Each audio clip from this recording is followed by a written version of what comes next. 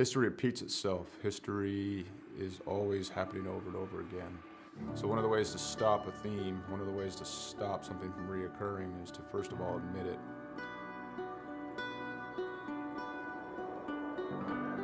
It didn't take long for us to quickly realize that there was power behind Mission 22, power behind its brand, power behind its message, and power behind its people that represented it. All right, my friends, day 19 of 22, the 22-day push-up challenge. Day 19 means 418 men and women have possibly committed suicide in the last 19 days. I went and looked up my ship, the USS Rushmore. More people who have killed themselves by now than ever served on our ship at one time in just 19 days. 19, 20, 21. One more. Y'all ready for the last one? Mission 22 has become a decentralized nationwide effort to show love, to raise money, to be available for other warriors, to be able to be a point of contact, to let the warriors know, but also for warriors to let other warriors know that there is a community. You're not alone. This isn't happening in silence. You're not forgotten. You know, we brought 4 veterans from all different parts of the United States and brought them together to hike through the state of Oregon. May God bless you on your journey. Thank you for serving our country and for being willing to go on this walk. I'm praying you feel peace and strength with each mile. You know, on this hike, some folks found God, some folks remained sober, some folks lost a significant amount of weight to be able to participate. And not so much just a healing walk for us as warriors, but for us to contribute to other people's healing. You know, this hike, we raised $12,000 for endobiogeny. Some of the folks on this hike, you know, they're going to be volunteers for this treatment. And I couldn't be more pleased and more proud because it was difficult. We had a lot of struggles. Not everything on this hike went pretty, you know, but we put some skin in the game. At the end of the day, we were able to raise money and we'll be able to use that money so guys can get the treatment that they need. The War at Home Monument is an example of our social impact, of our awareness, of our permanent fixture to do the work that we can't always do, to always remind us of what we've lost and what we will lose if we don't reconcile it. What we've done is taken 20 different veterans with their families' permission and used them as a silhouette to cut out of a 3,000-pound plate of steel.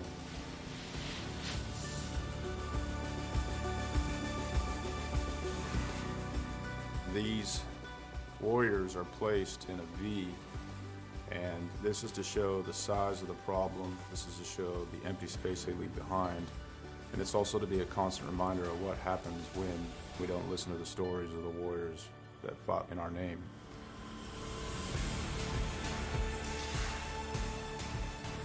Because it's not okay.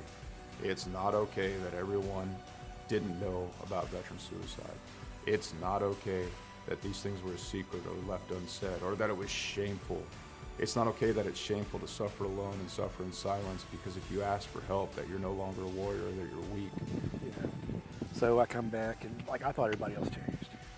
So I pushed my family away. And it took a long time to really realize it because I didn't want to look internally.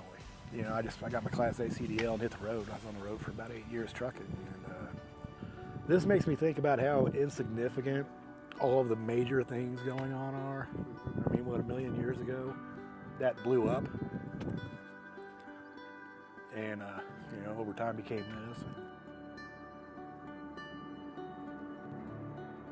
Whether it's hiking mountains or building monuments, it takes a community to heal a warrior. Warriors didn't get damaged and didn't become separated from the sunlight of the spirit on their own. It happened in the name of this nation. We can change the way we think about war, how we think about warriors, how we think about ourselves, and what we think we're going to do in the American community. We can do it now. We can do it here.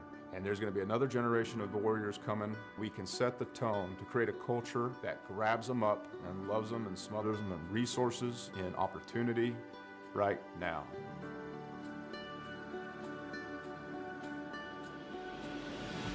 The goal at any given race is, of course, to win.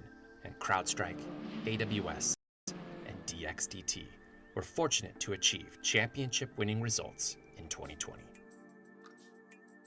We're extremely proud to be partnering with Operation Motorsport through our racing initiatives. Their program seeks to place military veterans in various positions inside a real racing team. The experience aids in their retraining, recovery, and rehabilitation. So my name is Chad Failing. I'm a staff sergeant retired out of the United States Army. I am with Kevin Boehm under DXDT. You're getting creative. You're getting taught to think outside of the box. We couldn't be more proud to be affiliated with this great program. In the spirit of giving back to the community and creating meaningful opportunities, we are committed to building a diverse motorsports platform with the amazing men and women who have served our country.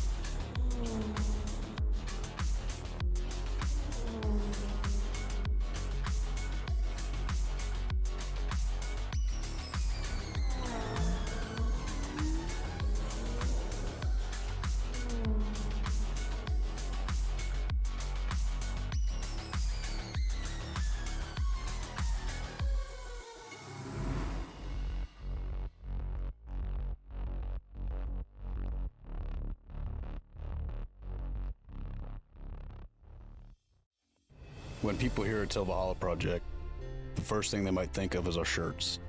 But what most people don't know is that our plaques came first and the t-shirts came second.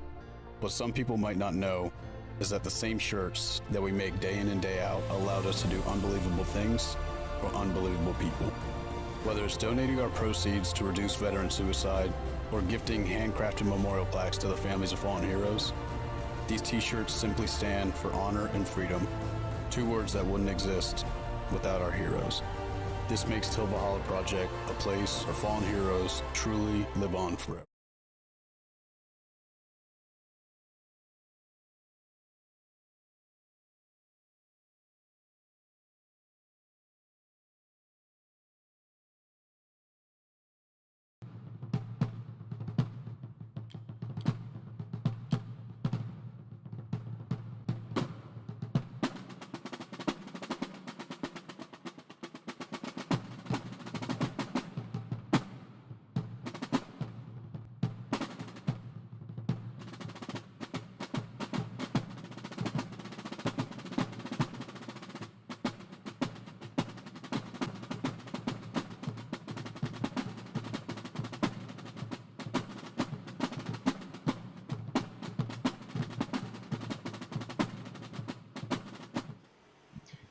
Welcome back to the stream. It is week one of the fall season. We're getting ready to get back at it, following up on our best season to date. Summer season was something else. We ended it with the Dirt Track Bank Dash for Cash, which was a huge success. So we're hoping for an even better season this fall season. We got a lot of new additions.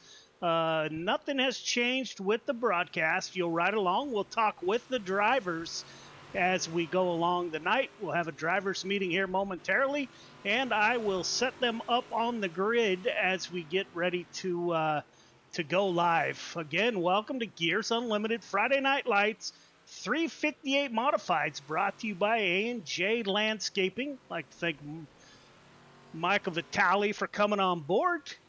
Again, here at Got Your Six Racing Network, as always, we are racing for awareness of veterans issues. 17 veterans a day take their own lives, which is 17 too many. So we're trying to do our small part. We play promos throughout the night of organizations out there doing great things for veterans. So if you have the means, please donate to one of those organizations or buy a t-shirt or whatever. If you know a veteran out there you haven't heard from in a while, reach out, let them know you're thinking about them. That conversation could save a life. So we're getting ready to pull the drivers off the track, and you will ride along with us in the drivers meeting. All right, drivers, welcome to Gears Unlimited Friday Night Lights, A&J Landscaping. 358 modifieds. All drivers clear the track, please. All drivers clear the track, please.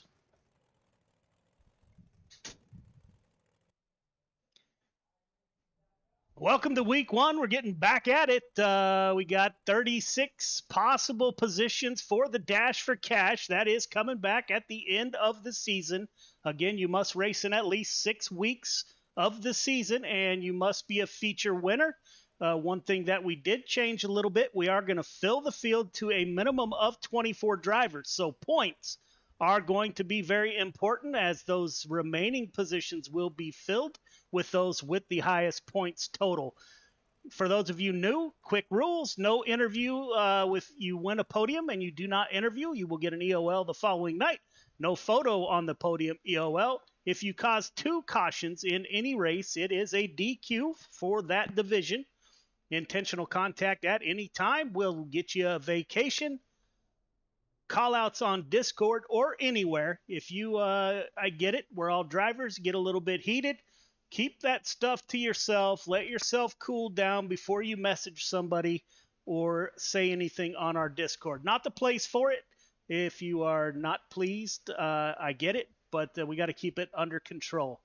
Very excited. The 358 Big Block Mod Open and the Pro Late Model and Super Late Model Open Division. Tentatively, we're going to try that out on 8 October is the first one. We're going to try it out twice. We're going to run a big track, we're going to run a medium track, we're going to run a small track. So we're going to do it 3 times. Can't wait to get that underway.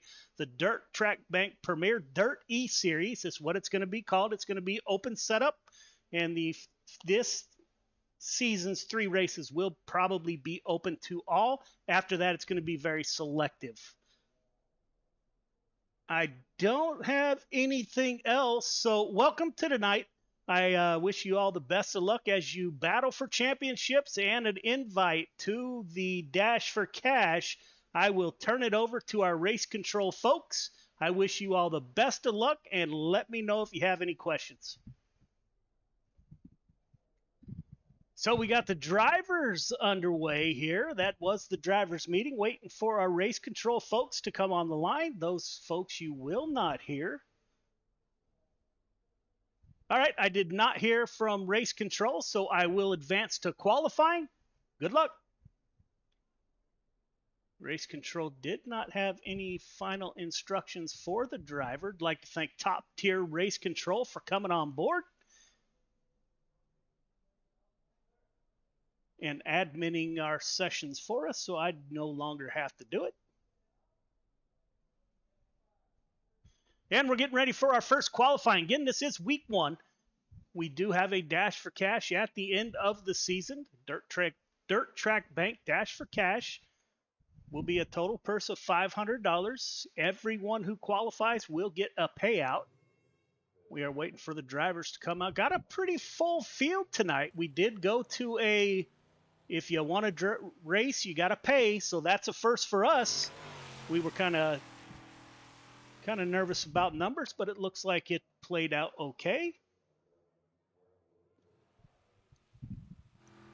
Samuel Bachman in the 007 out on track. We are here at Pennsylvania's Lernerville.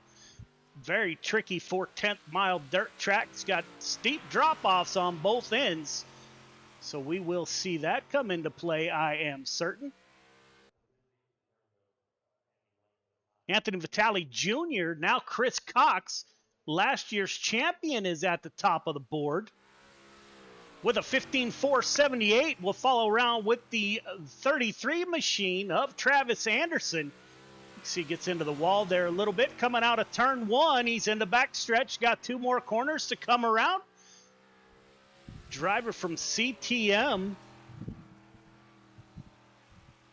coming off of turn 4. Top of the board, 15.452. Michael Carter came up just short of the Dash for Cash last season. 33 car of David Tormashi, driver out of Billings, Montana, currently 17th quick. Jesse Ingram, driver out of Georgia, is with us. Jesse was in the Dash for Cash, currently 10th quick. See if he can improve on his second lap. Randy Shreves in the 56, last season's sprint car champion. 5th quick for Randy Shreves. Donald Ingram just finishing up in the 10 car, 11th quick. Anthony Marjulio, the Mass Mafia out of the Boston area in the 238.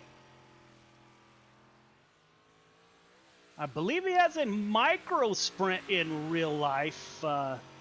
Expectant father just bought a new house, 13th quick for the 238. He was our spring season sprint car champion. See if he can improve on his second lap. 15.614, no improvement, James Ingram. You will hear 3 Ingrams in the race tonight. The 40 car is the father, James Ingram. You'll hear from Jesse and Donald that are also with us. 22nd quick for the 40 machine, driver out of Georgia. As we are wrapping up qualifying here on week number 1, Michael Carter at the top of the board with a 15.452, edging out last year's champion Chris Cox. Heat 1 to the grid. Heat 1 to the grid, please. Michael Carter, Clay Christopherson on the front row. Travis Anderson, Grant Wesley in row number 2. Jordan LaFawn, Jeff Kemper in 3.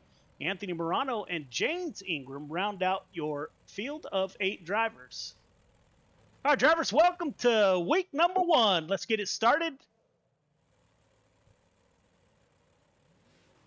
Leader, going to need you to stay 1.5 car length behind the pace truck. Everybody else, nothing has changed. Once you get the 1 to go, tighten it up. Half car length between yourself, the car in front of you.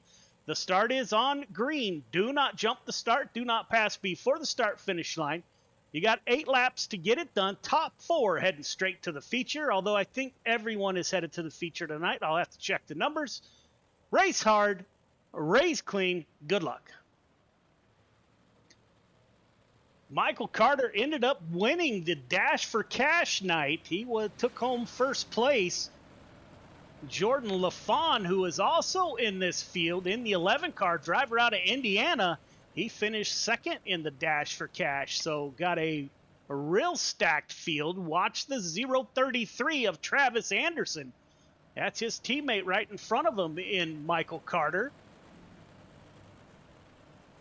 Grant Wesley, all 3, the 88 finished 3rd in the Dash for Cash. So we have a heat full of previous feature winners.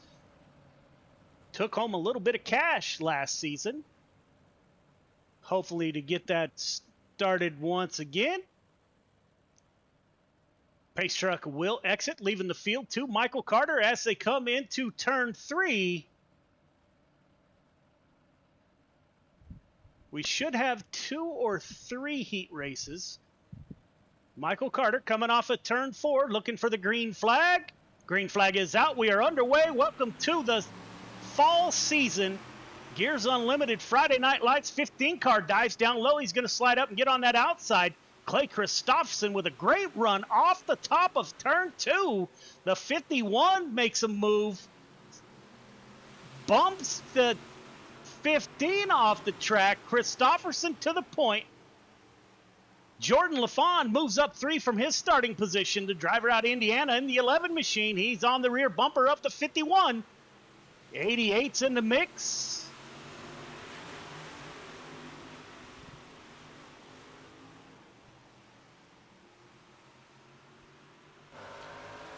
Go on board with your 3rd place runner as they all get on that outside. Once this track burns off, that outside is going to get super slick. We'll move up and go on board with the 11 car. As he tries to track down Clay Christopherson, you can see his hands busy in the cockpit. Being ever so gently on the throttle, dives down low. Do we have a slide job coming? Yes, sir. Crossover by the 51. Clay Christopherson able to hold on to first position. Travis Anderson in the 033 is the 4th and final transfer driver. Jordan LaFawn in the 11 and the 51 going at it. Slide job bumps the 51. Give that position to Jordan LaFawn, followed by Wesley Anderson.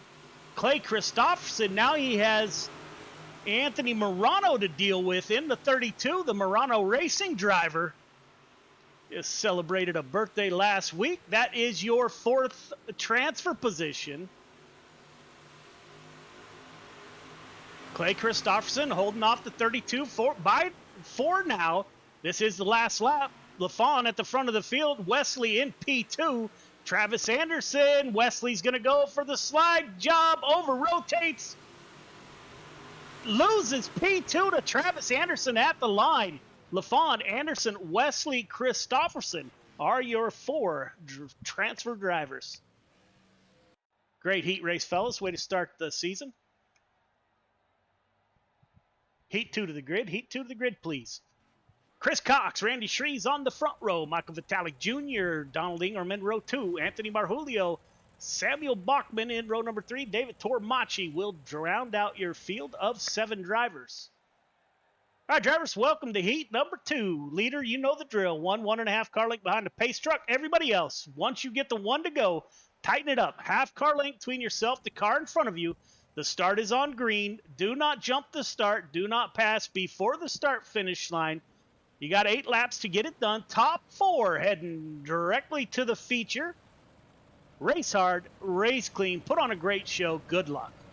5:15 of Chris Cox is your reigning champion in the 358 modifieds. He won 2 divisions last season. Driver out of Iowa. Got Randy Shreves to his outside in the 56 machine.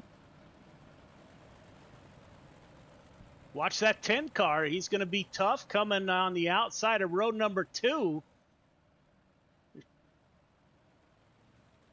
Both the front row were Dash for Cash drivers, as was the 10 car.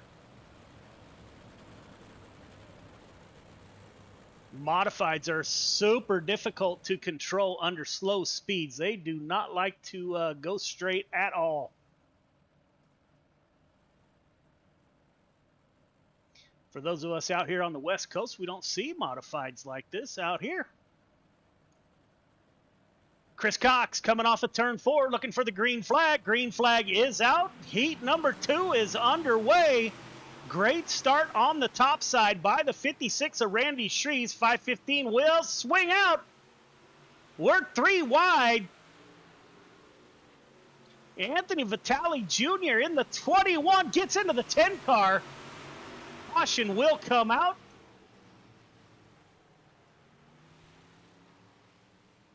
Tonight's replay brought to you by our great partners, the Dirt Track Bank. As always, greatly appreciate everything they do for us. Drivers up front getting a little bit close as we watch the replay. You got the 10 car, 56 car, the 21.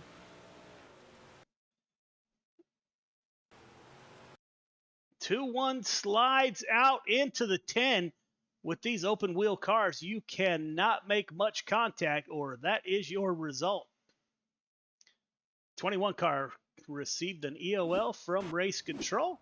So we'll get back, gather them back up. This restart is on the leader. Leader, there is an orange cone at the exit of turn 4. That is your go point. Everyone else, you are going on the car in front of you. Good luck.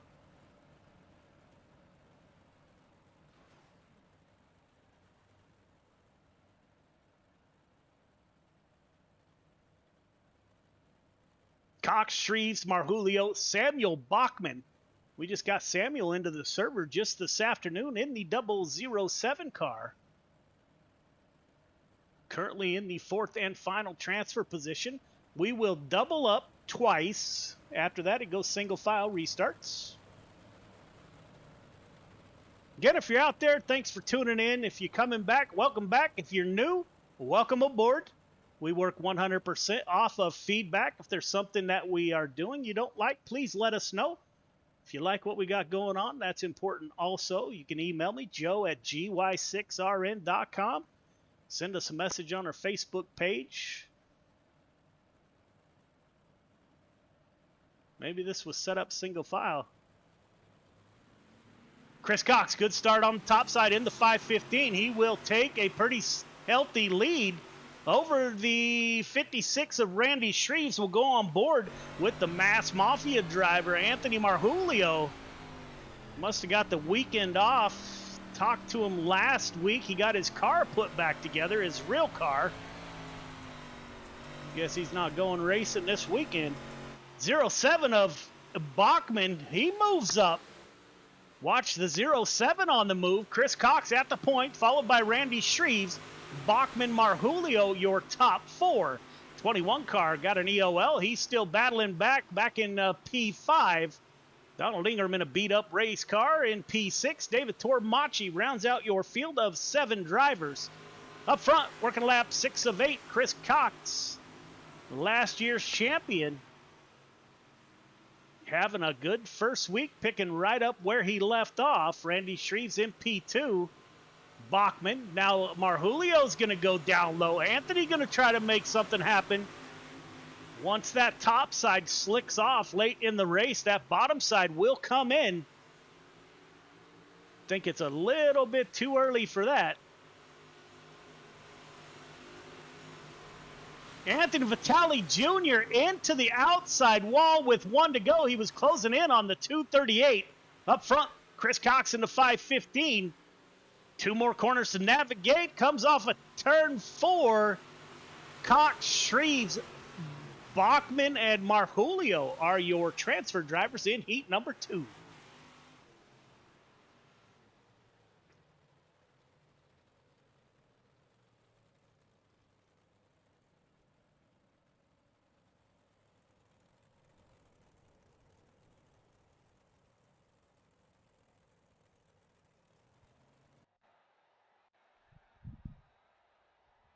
Heat 3 to the grid. Heat 3 to the grid, please. Joseph Grandy, Jesse Ingram on the front row. Randall Dixon, Jeff Naron in row number 2. Billy Roberts, Jake Henry in 3. Michael Vitale rounds out your field of 7 drivers. All right, drivers, welcome to heat number 3. Leader, 1.5 car length behind the pace truck, please. Everyone else, once you get the 1 to go, going to ask you to tighten it up. Half car length between yourself, the car in front of you. Start is on green. Do not jump the start. Do not pass before the start finish line. Top 4 heading directly to the feature. Got 8 laps to get it done. Race hard, race clean, put on a great show. Good luck. Joseph Grandy on the front row in that 518. He's new to Friday Night Lights this season, so we'll see how Joseph fares here.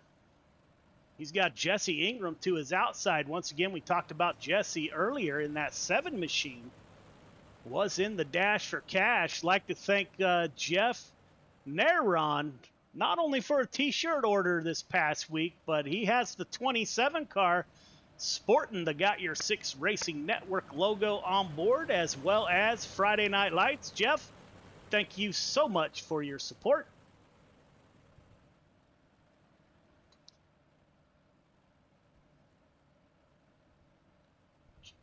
Joseph Grandy will bring us to the green flag. Looks like the pace truck has exited. You can see the track starting to slicken up on that high side. That's going to open up 2 lanes of racing. Green flag is out. Heat 3 underway. Good start. They are dead even at the line. 518 dives down low. He's going to slide up high, I'm sure. 7 car over rotates. Jesse Ingram did not get a good exit off of 2. Randall Dixon in the 111 machine gets up into the 27 a little bit.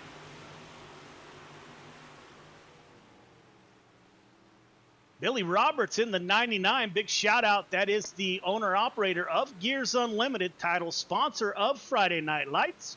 Out of Independence, Missouri. Makes carbon fiber drive shafts for race cars and all other sorts of things. So, Billy, thank you for your support, sir. It's been a great ride. Up front, 7 car is still took the lead. We missed that. My apologies. Ingram leading Grandy. Dixon in P3. Billy Roberts now moves up to the 4th and final transfer position. 171 is going to battle it out with Michael Vitale in the 213. Michael Vitale is an Air Force veteran. Michael, thank you so much for your service. Working lap 5 of 8, Jesse Ingram, driver out of Georgia. On the point, Grandy in P2. Randall Dixon has a mirror full of the 99. Slide job coming. We will get a crossover. We will get a crossover.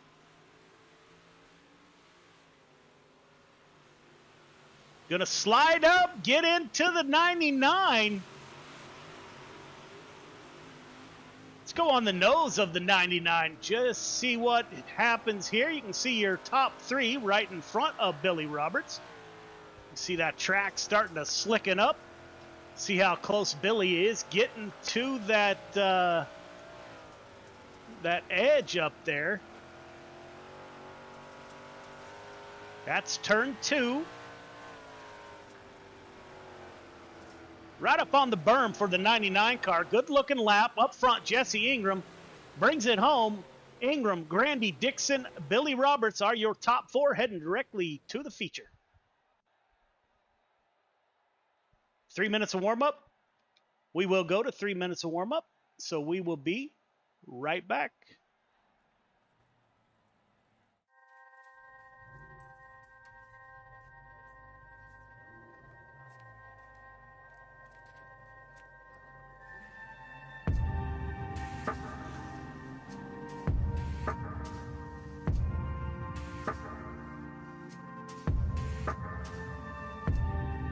Our biggest thing is getting the word out, awareness of Mission 22, the struggle as it is to fight PTSD and suicide.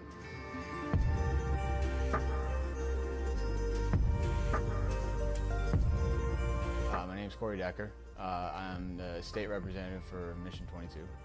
This year's been great. We got a bunch of great guys that have gotten together and decided to create this rally. The word's getting out, and it's turned into quite an event where we can actually help a lot of veterans.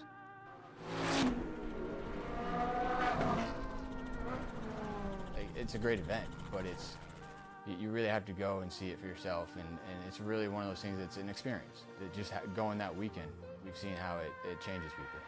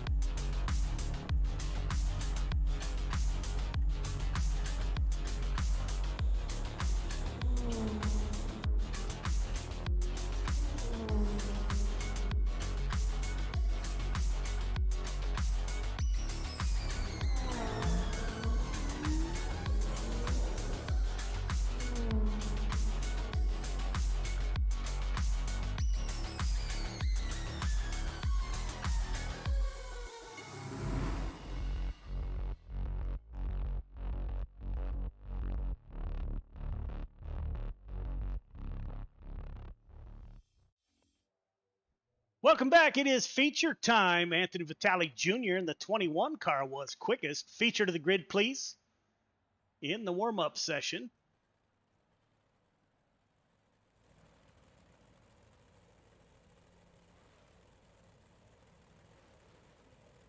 Jordan LaFawn, Cox on the front row. Ingram Anderson in row 2. Shreves Grandy in 3. Wesley Bachman in 4. Dixon and Christofferson in 5. Marjulio Roberts in 6. Morano Ingram in 7. Vitale Carter in 8. Tormachi Henry in 9. Kemper and Vitale Jr. in 10. And Neron and Ingram round out your field of 22 drivers. All right, drivers, welcome to the feature. Your initial start is not unlike the heat race. Leader, I'm going to need you to stay 1.5 car length behind the pace truck, please. Everybody else, once you get the one to go, tighten it up. Half car length between yourself, the car in front of you. The initial start is on green. Do not jump the start. Do not pass before the start finish line. You got 25 laps to get it done. Who is going to be the first to punch their ticket to the dash for cash? We're about to find out. Welcome to week number 1. Thank you for your support. Race hard, race clean. Good luck, drivers. So you got a champion on the outside of row number 1. The 11 car of Jordan LaFawn won features but did not meet the 6 race minimum from last season. He didn't race a full season with us, came in kind of late. Watch that 33 car on the outside, the CTM Motorsports driver. He has been super fast, also won a feature, but did not meet the 6 race minimum. We got 22 cars about to do 25 laps around Lernerville for week number 1. Green flag is out. We are underway.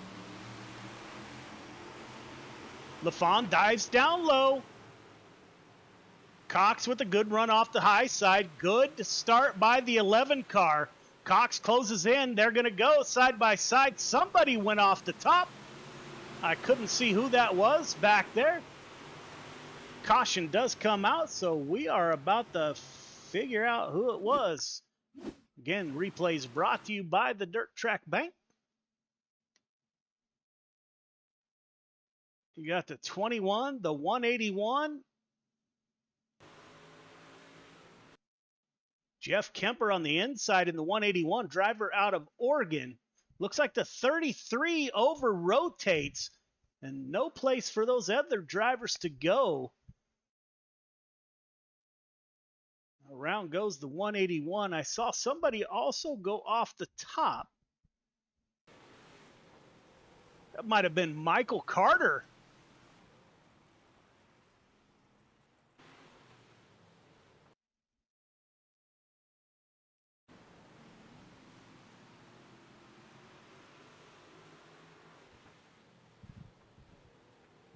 Not sure who that was. A lot of beating and banging in the back.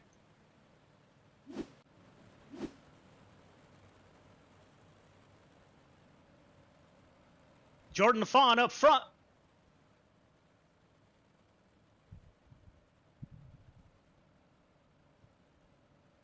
All right, driver, this restart is on the leader. Leader, there's a cone right to your left-hand side. That is your go point. Anytime between there and the green flag. Everybody else, you're going on the car in front of you. Working lap 3 of 25. Got a ways to go. Track is getting slick.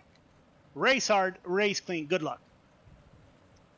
Track is starting to slicken up quite a bit here. There are your drivers. Still have 22 in the field. Coming up next, we got limited late models, and we'll close out the night with the 305 sprint cars. Great start by Jordan LaFawn, driver out of Indiana, Full Send Motorsports.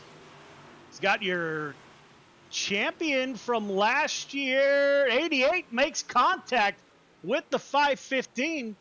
The caution comes back out. I'm not sure. See if we can find it. Chris Cox in the 51.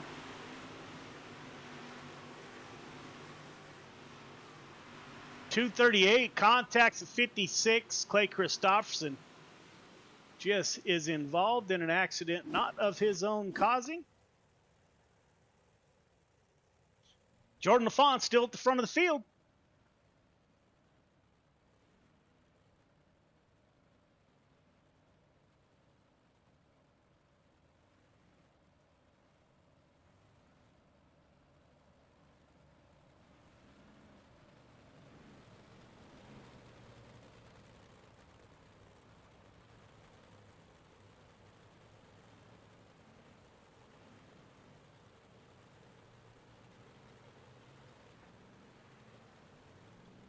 Jordan LaFawn, Chris Cox, Grant Wesley, Ingram, and Grandy are your top 5.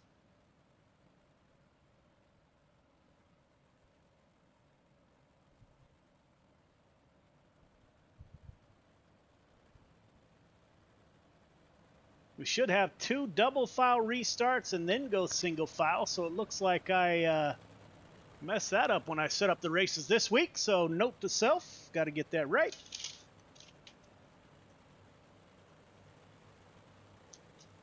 Jordan LaFawn will start us off. He's got Chris Cox. Grant Wesley are your top 3. Wesley got into the back of the 515. So if the 88 can actually make the pass on Chris Cox, we'll see if either of these two have anything for Jordan LaFawn. Green flag is out. We are back underway, working lap 4 of 25. LaFawn's going to try that bottom side once again. Caution comes back out super quick. I am not showing a caution. Maybe Randy Shreves was involved.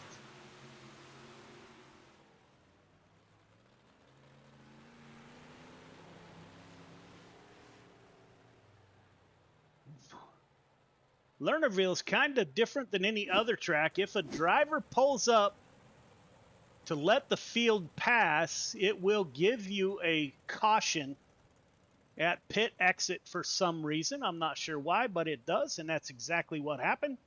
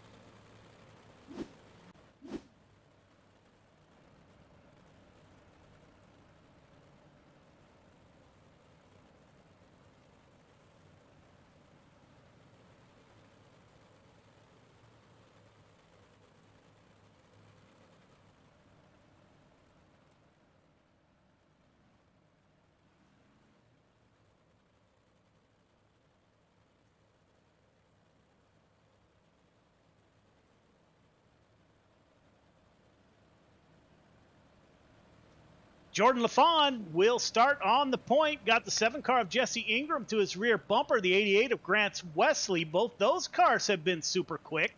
Let's see if they get some space, if they've caught up to your leader, if they can make something happen.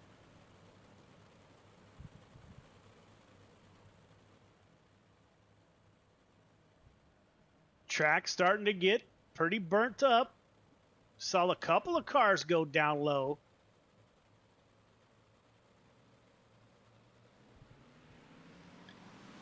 We are back under green. Looks like we were going to have a battle between Grandy and Anthony Morano in the 32. Now we got a group of cars working that bottom in the back. Up front, your leader still working the high side. Top 5 on the high side. Samuel Bachman in the 007 car. Looks like your leaders are decided to run high in 3 and 4, low in 1 and 2.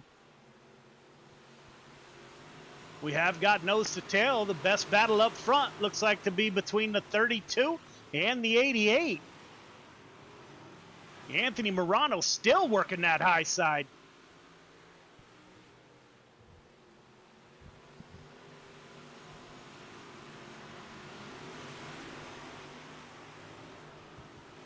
See what it looks like from Bachman's point of view.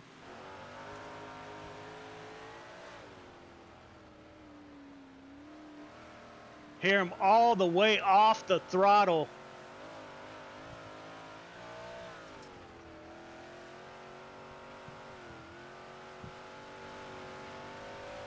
Anthony Marjulio on the 238. Don't look now, 213 car. Anthony Vitale's trying to work his way into the top 5. Everybody working that bottom side. Jordan LaFawn up front, still on the high side. Put a gap of almost a second between himself and the 7 machine. Joseph Grandy in P3, 88 in P4. Working lap 17 of 25, so we are closing in.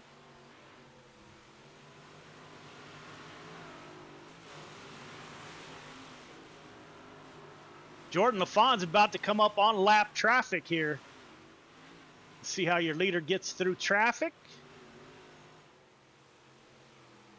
Oh, spin right in front of him. He holds on to it.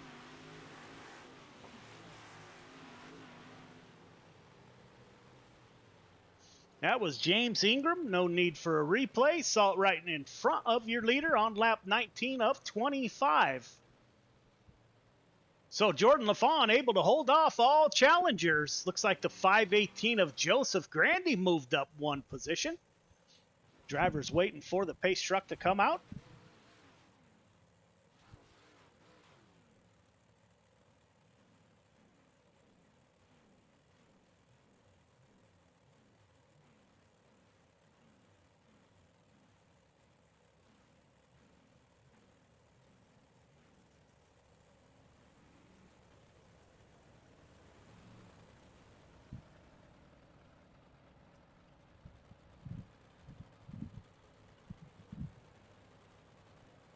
Jordan LaFawn still at the front of the field.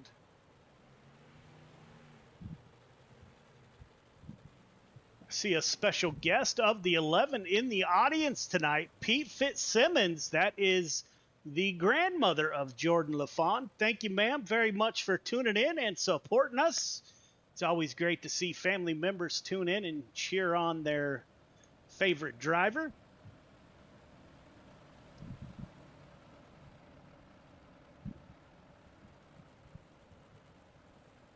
Working lap 19 of 25, so we're getting down to it. First ticket for the Dash for Cash will be punched tonight.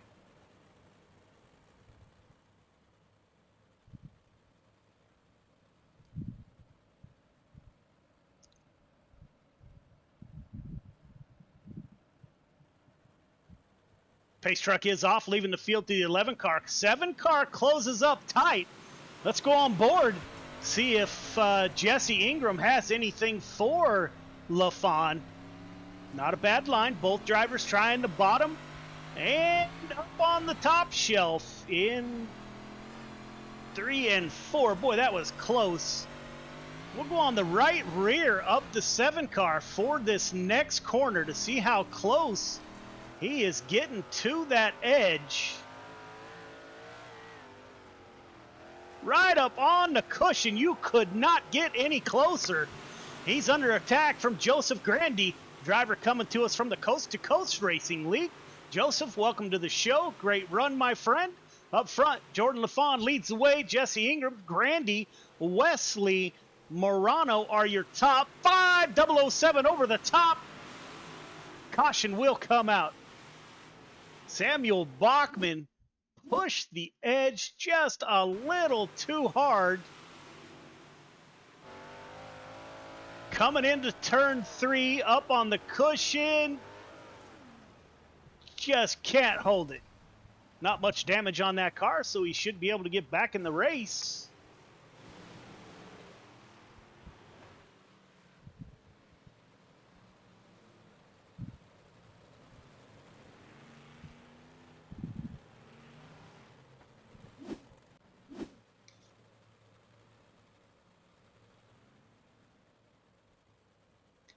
So, working lap 22 of 25. Joseph Grandy has moved up 4 positions. Michael Vitale in the 213. He's up 10 positions from his start, currently in 5th position. 213 looking for a podium. Team Murano drivers running 4th and 5th, the 32 of Anthony Murano.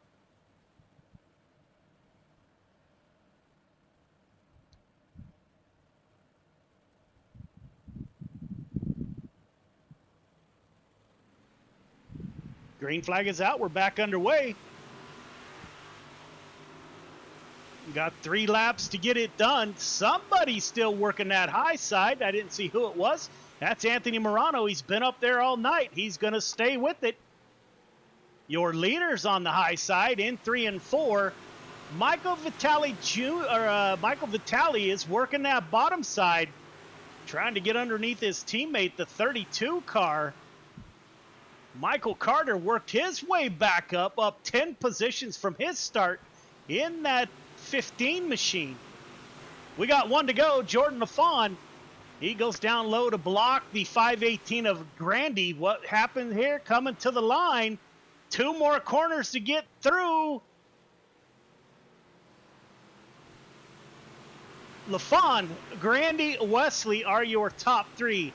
Top 3 start-finish line, please. Top 3 start-finish line. Everyone else, limited late models comes up here in about 4 minutes. 11 car of Jordan LaFawn brings it home. Joseph Grandy and Grant Wesley are your top 3. We will get a word with those drivers here. As soon as they line up.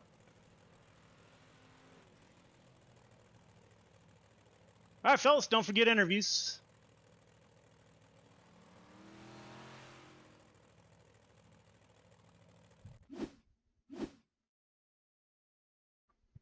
We will get a word with the 88, and he is already in Discord. So let's take a moment and speak to Grant Wesley. Grant, this is Joe. You got me? Yeah, I got you. Man, that's not a bad way to start season or the fall season, man. Walk us through your night. We were just kind of being patient tonight. You know, the track was pretty slick, and this place is always pretty tricky. You know, you don't want to roll off the edge. I've seen a few guys doing that. So, you know, I was just playing it safe, just trying to get some good points rolling into the rest of the season. Yeah, I saw a couple of sliders that may have been cut a little tight there at your expense. You had a couple cars almost park on your hood there. You were able to drive through that, man. Great run. Start off the season with a podium. You got anybody you'd like to thank for your podium finish? Oh, yeah, to your point, yeah, sliders here, they're pretty tough. So, you know, I'm not worried about that. Just hard racing, good racing as always here. But yeah, I'd like to thank the Dirt Track Bank, Gears Unlimited, all your supporters here that make this, this league's so great to run in. I'd like to thank you, Joe, for putting this on, doing the broadcasts. I'd like to thank my teammates at Har Esports, my friends and family for watching, and my girlfriend, Brittany. Yeah, man, we're going to see you in the limited late models? Not tonight, unfortunately. What about the sprint cars? You done for the night? One and done? Yeah, one and done tonight. All right, man. Have a great weekend and a great run. All right, thanks. Yes, sir. Joseph Grandy, he came over from the Coast to Coast Racing League in the 518 machine. He moves up 4 from his start, comes up with a runner-up finish. Joseph, this is Joe. You got me? Yes. How you doing? Man, welcome to the show. That is a way to kick it off, man. Great run. Walk us through your night. Lernerville is one of my favorite tracks. I'm fairly confident in it. I had some speed there towards the end. I was hoping to get by him, but couldn't pull it off. Yeah, great run. You put it on the podium. Man, we're looking real forward to the open setup. Big blocks and 358s coming up pretty soon. So hopefully that's going to be a lot of fun, man. So great run by you. First podium, first race with us. Is that correct? Yeah. I did one big block race at the end of the last season, but it was my first 358 race and first start of the season. Man, you were one position short of punching your ticket to the Dash for Cash, but I am pretty certain. I'm pretty certain we'll see you in the Dash for Cash. Man, who do you want to thank for your second place finish? Just for everyone who got the broadcast going in the league. It's really about it. All right, man. We're gonna see you in the limited late models. Yeah, I'm not too familiar with the cars, but I'll try it out. Awesome. We'll see you there. Thank you. That's second place finish, Joseph Grandy. Now we will talk to your race winner, the 11 car driver out of Indiana, Jordan LaFawn. Jordan, this is Joe. You got me? Yes, sir, Joe. How are we, brother? Man, so we're starting off right where we left off, the 11 car on the podium, our weekly chats, which is a good thing for you. If you race in 5 more weeks, you're back in that Dash for Cash, man. Way to start off the fall season. Walk us through your night, man. It doesn't look like anybody had anything for you. You led flag to flag. Well, Lernerville just happens to be, just like old Joseph said there right before me. Lernerville is actually one of my favorite tracks on the service. Got a lot of laps here. Probably a couple thousand more laps here than any other track on here, to be completely honest with you. So I was pretty confident coming in that I was going to be able to stay up towards the front, at least fight for the win. And some things fell my way there in the heat race with old Carter. Carter got into some trouble there, heat 1, and started him towards the back. But yeah, dude, other than that, it was a good race. A few cautions there early, decent little run there towards the middle, and then a couple cautions there to close it out. But I can't really complain. Yeah, man. So a great night. You put on a show for your fans out there. We gave Grandma a little shout out here not too long ago, a couple minutes ago. So greatly appreciate all the folks out there. Is your grandma in Indiana also? She is. She's all the folks right here in good old Lafayette, right here with me. So Grandma, we welcome Grandma to the show, man. That's great to see. So we're gonna see you in the limited late models. You're gonna see me in the limiteds and. Oh, here we go.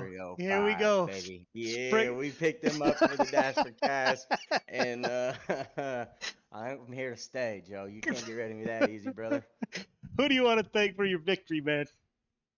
Man, I like to thank first and foremost my grandma. She gets a kick out of watching her grandson turn some laps on the old iRacing simulator. So I can't thank her enough for chiming in here and putting her 2 cents in every now and then. Guys over at Full Sim Motorsports, Lawn Crafters Lawn Care, Two Brothers Racing, Yoast Racing, Blaze Designs, Big Bacon Media and Gaming, you, Joe, for setting up in the broadcast booth, and the guys over at GY6RN, my brother. Yeah, man. Good luck in the late models. Maybe we'll talk to you again tonight. Thank you, sir. I appreciate it. All right, man. So there you have it, ladies and gentlemen. There is the first race of the fall season. We're about to head over to the limited late models. Tonight's 358 division brought to you by A&J Landscaping. I'd like to thank those folks for coming on board. So we will take a quick break, and when we come back, we'll be in limited late models right here at Lernerville. So we will be right back.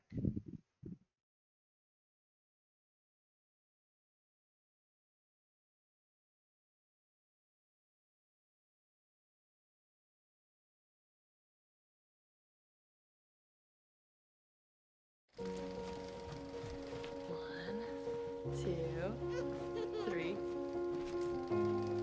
I love it, Molly.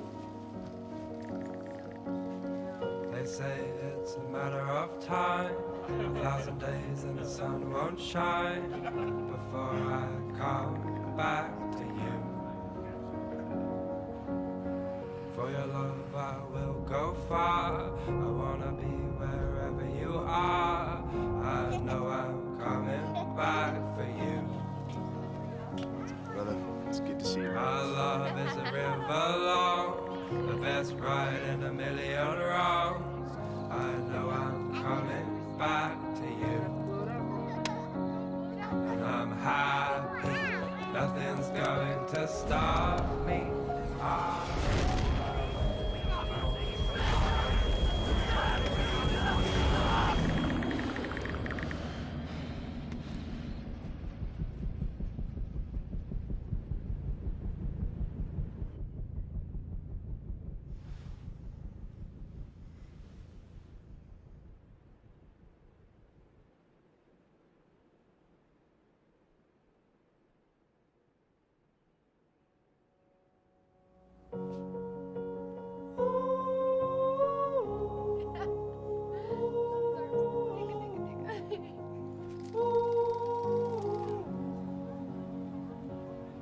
And I'm happy, nothing's going to stop me.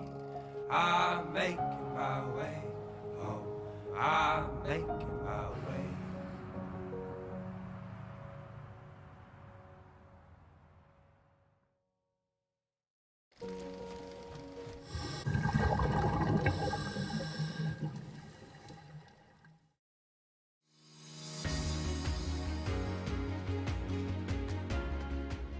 My name's Nick Powers, and I'm the president and lead instructor of Warfighter Scuba. I'm a veteran of the United States Marine Corps from the years 2003 to 2007, with one combat deployment to Haditha, Iraq in 2006. Throughout my time overseas, I experienced a lot of situations that you wouldn't necessarily find yourself in the United States. IEDs, getting shot at, rocket attacks, mortar attacks, you name it, it happened. When I got out of the Marine Corps in 2007, I tried to adjust back to civilian life, and the whole time you're in, you just can't wait to get out. And when you get out, you start to realize, did you make the right decision? 9 times out of 10, most of the guys that get out, they immediately plummet into a depression cycle because you don't have that structure anymore that the military provides you. And this hit me super hard.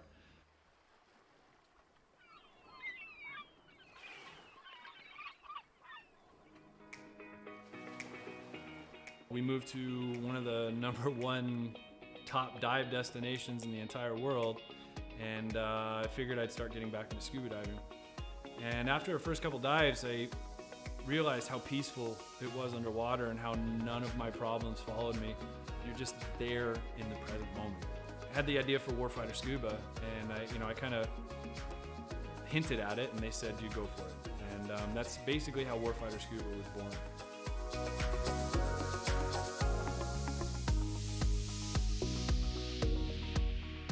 So Warfighter Scuba is a nonprofit. We're a 501c3 nonprofit with the IRS. We bring combat wounded veterans down to the Caribbean to teach them scuba diving to treat their wounds.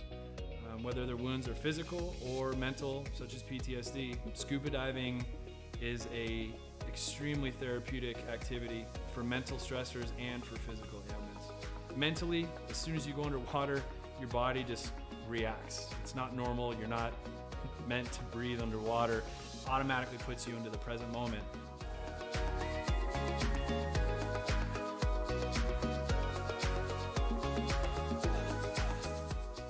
have nothing but peace and calm.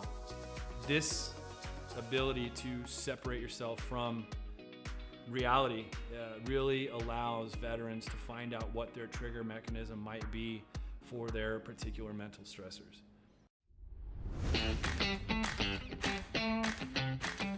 So every veteran who comes through our programs gets a 100% funded trip.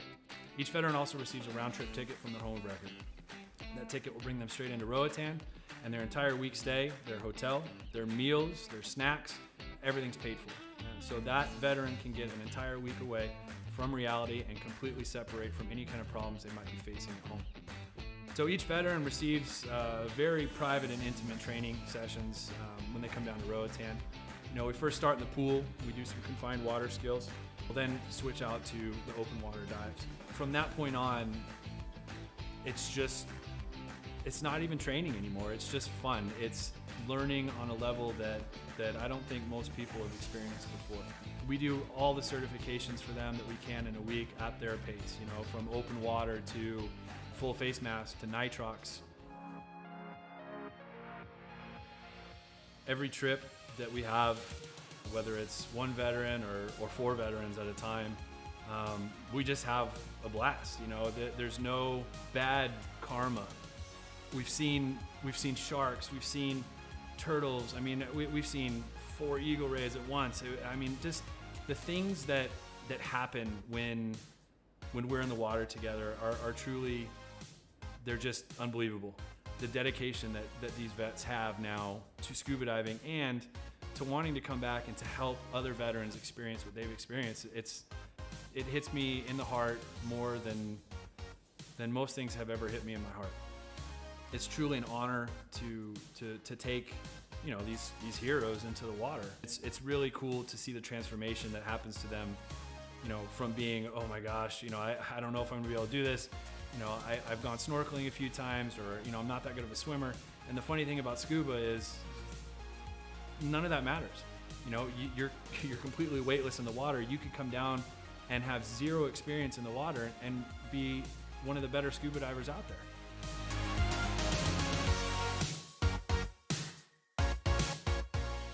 So as with all nonprofits, we rely solely on generous donors such as yourselves.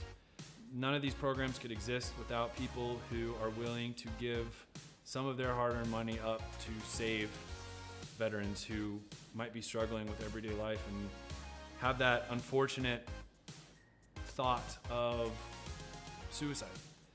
100% of every dollar that's donated goes directly to the veterans. I personally, myself, I do not take any kind of money. All my time is donated. There's no salary to anybody who's on the board or any staff positions in Warfighter. Donations can be made on our website at www.warfighterscuba.org.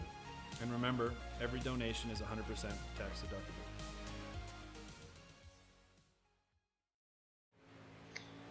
Welcome back. Race number 2 on the schedule are the limited late models here at Lernerville. This is week 1 of the fall season.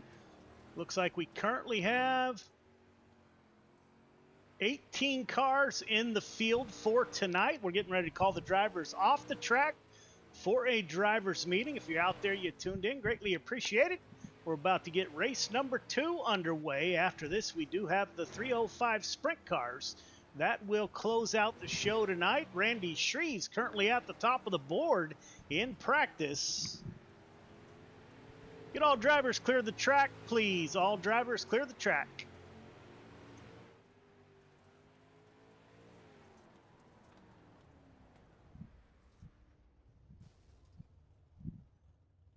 All right, drivers, welcome to week number 1, limited late models. We'll go over the normal rules real quick as soon as I find them. My apologies. No interview after a podium finish is an EOL for next week. No photo after a podium finish, same deal. You bring out 2 cautions in any race, could be a heat race or feature, and you are done for the night in this division. Intentional contact will not be tolerated. Call-outs on Discord or private messaging people is unacceptable. Please cool down before you send out a message. I think that's all that I have. Again, we got 36 possible positions available for the Dash for Cash. The rules for that are you must participate in at least 6 weeks of the season, and you must be a feature winner. We are going to fill the rest of the field with top drivers in points. So every point counts, and incident points subtract from your points. So keep that in mind as we go through the season. Welcome aboard. I'm ready to get this limited late model race underway. I will turn it over to our race control folks. But first, does anybody have any questions?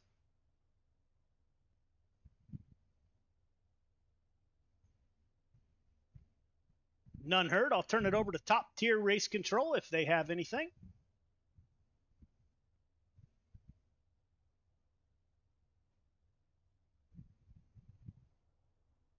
Start for tonight and all 3 events that we're going to run.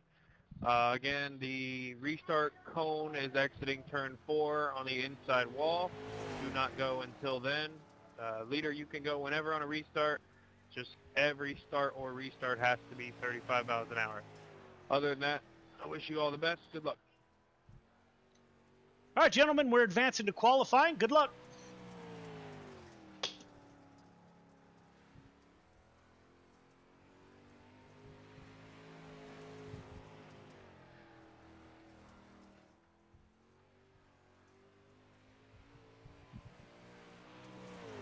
So we're getting ready to go into qualifying in the limited late models. You see a lot of the same characters. Last Dash for Cash, we had 11 drivers who qualified for the Dash for Cash. This year coming up, can't remember, December 8th possibly is this season's Dash for Cash. We are going to fill the field with minimum of 24 drivers. Everyone who qualifies for the event will get paid by compliments of the Dirt Track Bank. As always, like to thank the Dirt Track Bank out of Malvern, Iowa for their support. Billy Roberts out on the track in the 99 machine. He takes the green flag.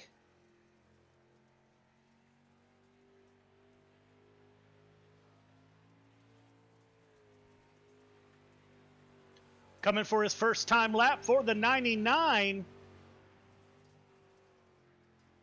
15.464. Michael Vitale in the 213. Again, Michael, thank you for your service. Air Force veteran. 6 quick for the 213. Jesse Ingram in the 7 car. He won a late model race last season. Let's see how the 7 does. Driver out of Georgia. 4th quick on his first lap. Clay Christopherson in the mellow yellow 51 machine. Jeff Neron with a 15.284. We did not catch Jeff. There's the 27 machine. He puts it so far on the pole. Michael Carter in the 15 machine, currently 5th quick, coming for his second timed lap. Top of the board, 15 triple twos.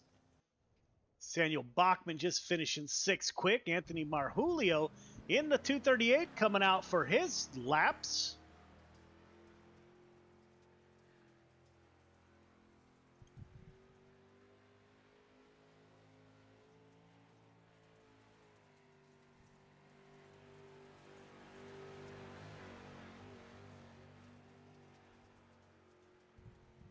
Takes the green flag.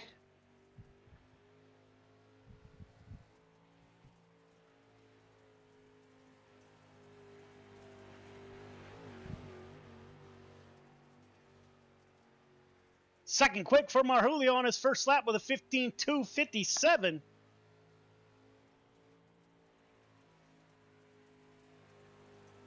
Can he improve? No, sir. Jordan LaFawn still out on the track in the 11 machine. He winds up 6th quick.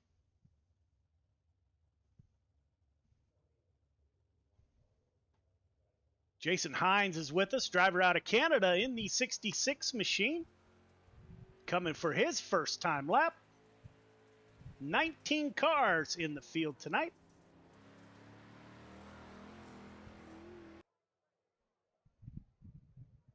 That will do it. Michael Carter captures your quick time for tonight. Heat 1 to the grid. Heat 1 to the grid, please. Michael Carter, Anthony Marvulio on the front row. Jesse Ingram, Travis Anderson in row number 2. Samuel Bachman, Donald Ingram in 3. Zachary Trader, Jeffrey Kemper in 4. Randall Dixon and James Ingram round out your field of 10 drivers. All right, drivers, welcome to heat number 1. Leader, you know the drill. 1.5 car length behind the pace truck. Everybody else, once you get the 1 to go, tighten it up. Half car length between yourself, the car in front of you. Restart is on green. Do not jump the start. Do not pass before the start finish line. Everybody heading to the feature, so you are racing for your starting position in the feature. Race hard, race clean. Put on a heck of a show. Welcome to week 1. Gears Unlimited Friday Night Lights Limited Late Models. So we're waiting for somebody to grid. I'm not real sure who that is. Go up top. It looks like James Ingram in the 40 machine is missing. So we're waiting for the 40 car to grid.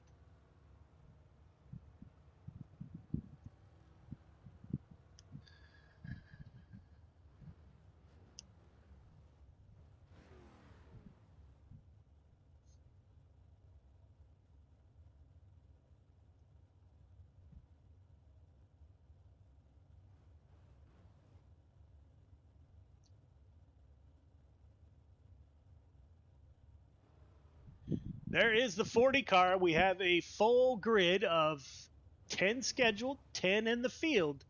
40 car made it just in the nick of time. Michael Carter, the 15 on the front row, has got his teammate, CTM driver Travis Anderson, to his rear bumper on the inside of row number 2. 15 car is going to be tough to beat. You could put him on the pole. Again, he won last year's Dash for Cash.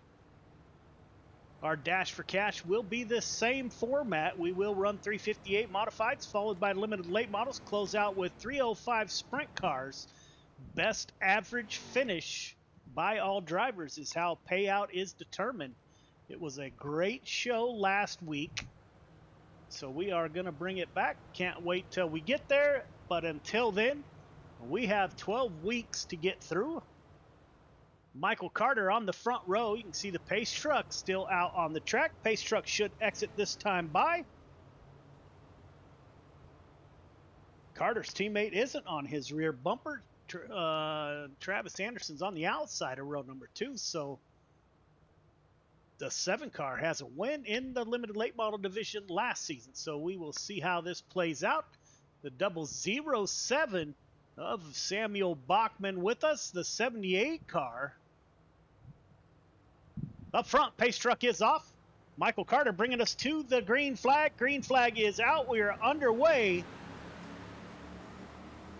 Anthony Marvulio, the Mass Mafia driver, on the outside in the 238. That was close. Somebody went off the top. Didn't see who that was. Think it might have been Travis Anderson. Carter to the front, followed by Marvulio. Ingram in the 10 car. He's battling out. Jeffrey Kemper in the 181. Jesse Ingram in the 7 car falls back to P4. Jeff Kemper in the 181, driver out of Oregon. He's up in 4th position, so great run by Jeff as he battles it out with Jesse.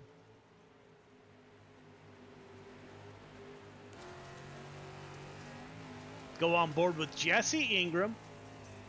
Yes, he tries to close in on the one. It gets way almost over the top.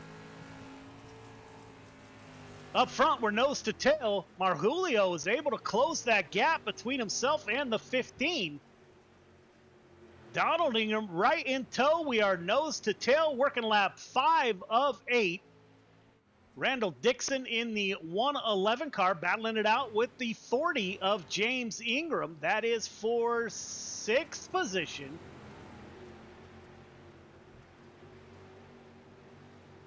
Ten car a little off the pace. Not sure what happened to the 10. Carter opens up a half-second lead between himself and the 238. It is a little ways back. Kemper's about to have his hands full with Jesse Ingram. Coming to one to go. Can Jesse Ingram make something out? Late lap pass. He cuts it down low. Slide job coming. The big body cars don't turn as well as others, so he pushes through 1 and 2. He'll give it a go again. He dives down low. Carter, Barjulio, Kemper, Ingram are your top 4. Run it out to the backstretch. Watch your contact. Great heat race to start the night in the limited late models. Heat 2 to the grid. Heat 2 to the grid, please.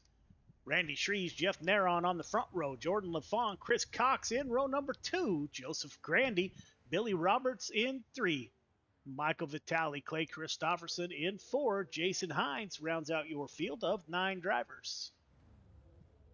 Leader, 1.5 car length behind a pace truck. Everybody else, once you get the 1 to go, going to ask you to tighten it up. Half car length between yourself, the car in front of you. The restart is on green. Do not jump the start. Do not pass before the start finish line. You're going to have 8 laps to get it done. Everybody heading to the feature. Race hard. Race clean. Put on a good show. Good luck, drivers. Randy Shreves in that 56, known for his sprint car skills. You may have seen his 56 sprint car we put out on Facebook that we just got off the t-shirt printer this week.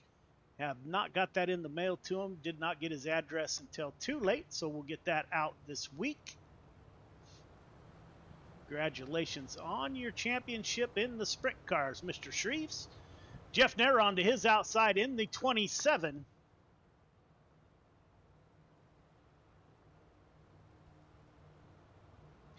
Last year's champion, the 515 of Chris Cox. He is on the outside of row number 2 with Jordan LaFawn, the winner of the 358 division, on the inside of row number 2.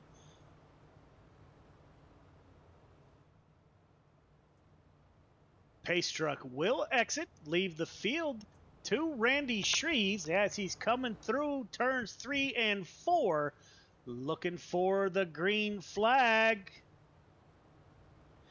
We are underway, 8 laps to get it done. Good start by Shreves. LaFawn pulls right on the bumper of the 56. We're going to go 4 wide. That will not work. 515 makes contact with the 27 car. Over the top, the 27 goes.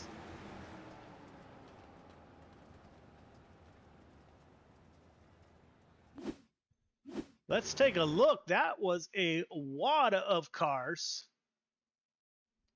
27 car up front.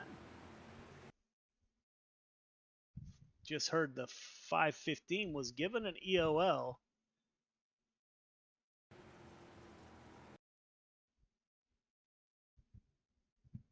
Gets into the back of the 27. Over the edge he goes.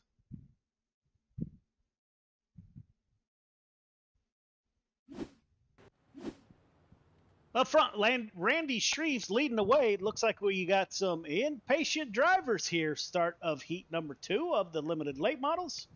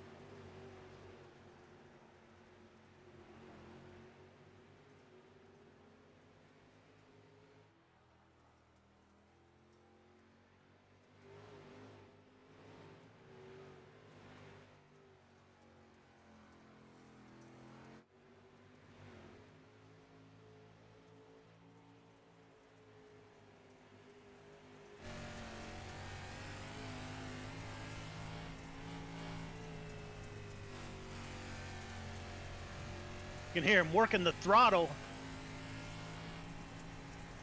Right up on the high side. He comes off. Shreves, LaFond, Grandy, Roberts, your top four.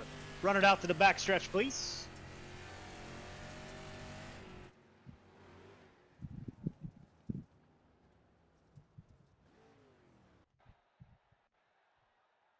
Three minutes of warm-up. So we have 3 minutes of warm-up. We will be right back.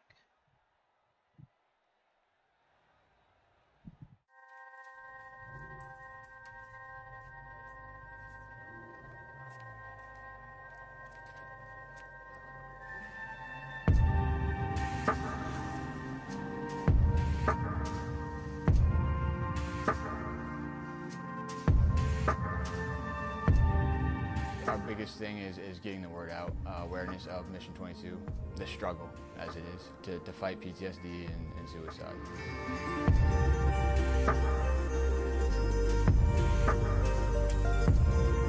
My name's Corey Decker. I'm the state representative for Mission 22. This year's been great. We got a bunch of great guys that have gotten together and decided to create this rally. The word's getting out, and it's turning into quite an event where we can actually help a lot of veterans.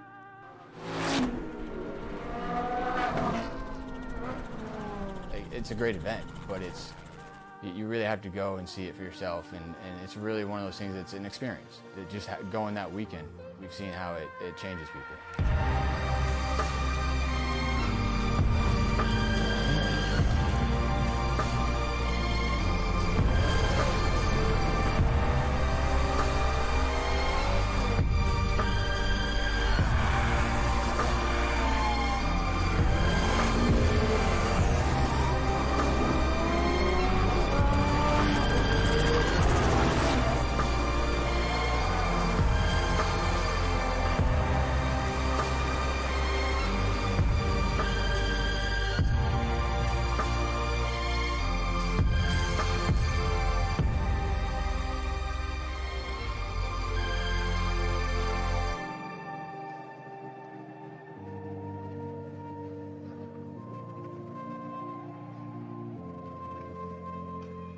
When people hear a Till Valhalla project, the first thing they might think of is our shirts. But what most people don't know is that our plaques came first and the t-shirts came second. What some people might not know is that the same shirts that we make day in and day out allowed us to do unbelievable things for unbelievable people. Whether it's donating our proceeds to reduce veteran suicide or gifting handcrafted memorial plaques to the families of fallen heroes, these t-shirts simply stand for honor and freedom, two words that wouldn't exist without our heroes. This makes Till Valhalla Project a place where fallen heroes truly live on forever.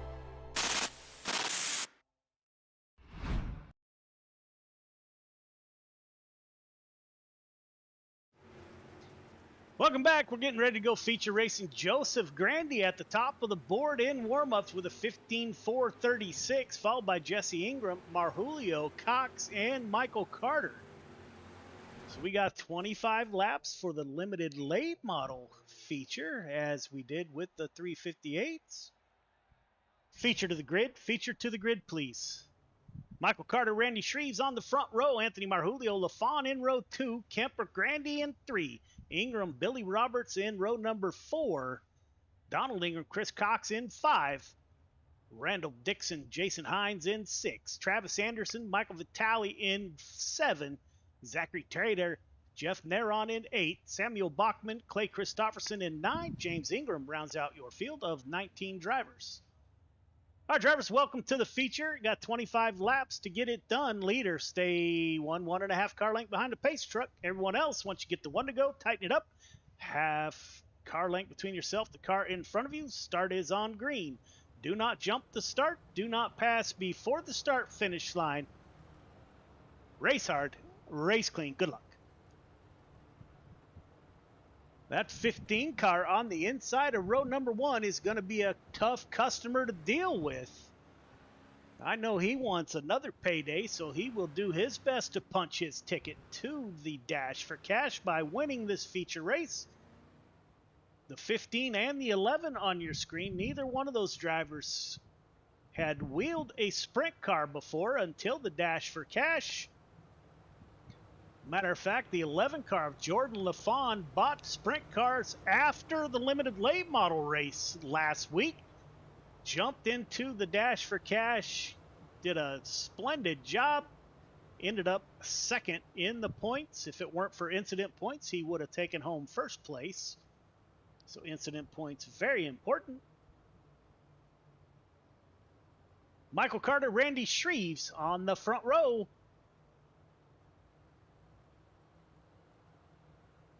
Coming off a turn forward, looking for the green flag. Green flag is out. We are underway. Good start by Shreves on that outside. Looks like the track wore in a lot faster than it did in the 358. Shreves and LaFawn make contact, but both those drivers able to close in on the 238. Looks like they're going to make the high side work. Anthony Marjulio stuck down low. Shreves and LaFawn make contact. That was close. Shreves able to hold on to it. LaFawn moves up to P3. Jordan LaFawn wants the sweep. Anthony Marjulio working that top side, gets a good run off the top, coming off a 2. He's able to put a distance between himself and the 11 car up front. Anthony Carter, CTM Motorsports driver, pulling away. Anthony Marjulio's getting something working.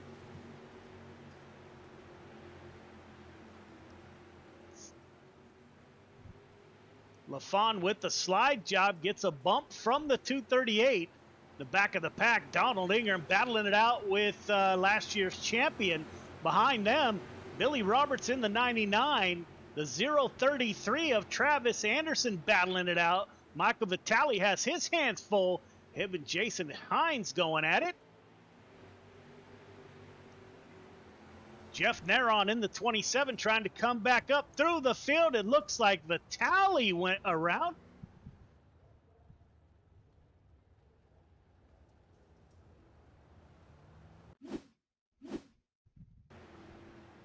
See what happened to the 213. Track getting super slick. The 99 and the 33 got together. Not so certain that was the 213's fault.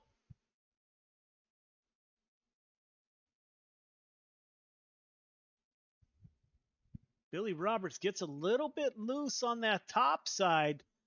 The 33 closes in super quick.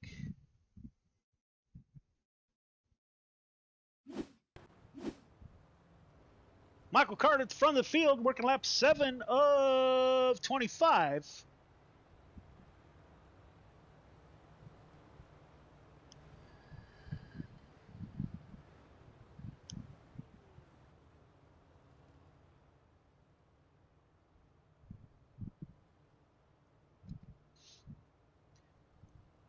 Carter, LaFawn, Shreves, Grandy, Marjulio are your top 5.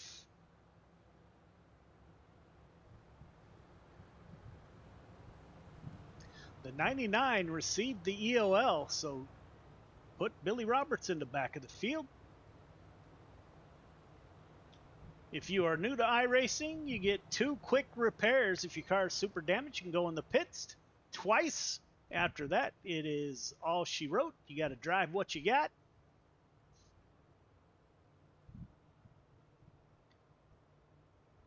Carter, LaFawn, this is how they finished in the Dash for Cash. They're back at the front.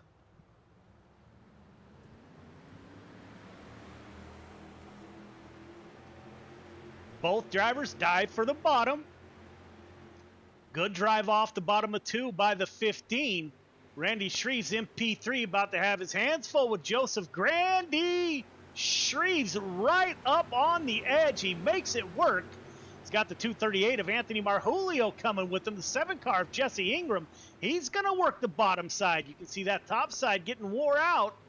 Donald Ingram, his brother, in the 10 car right behind him.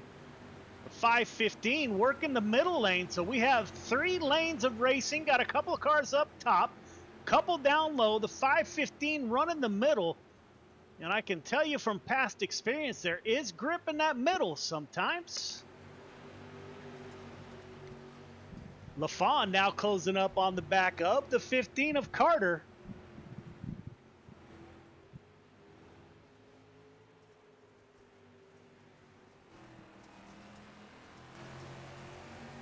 Go on the nose cam of the 11, currently in second place. He's going to give that middle lane a look.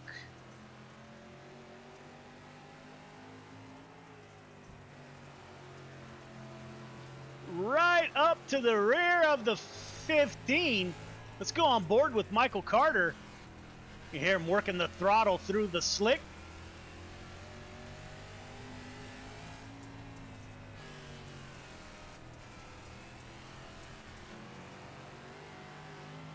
LaFawn peeked to the inside.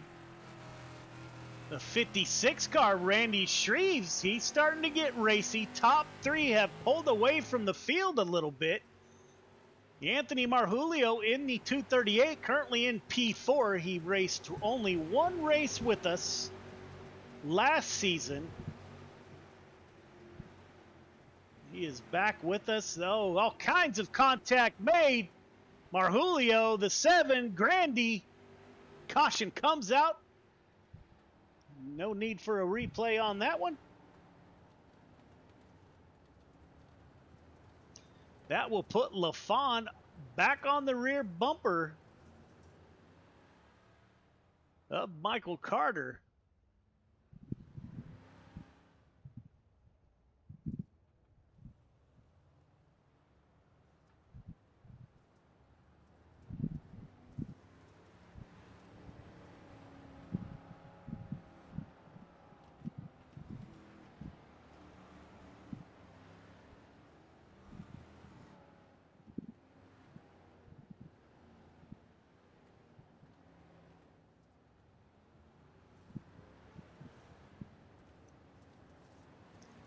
Working lap 15 of 25.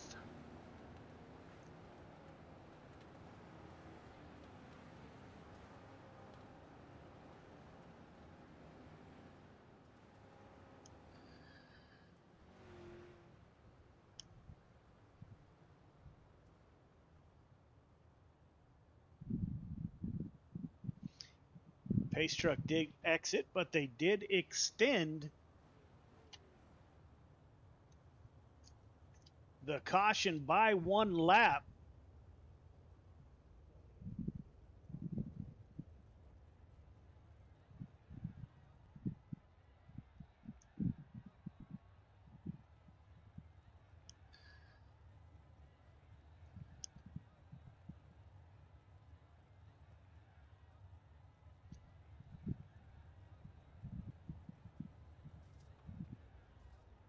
Pace truck is back out on the track.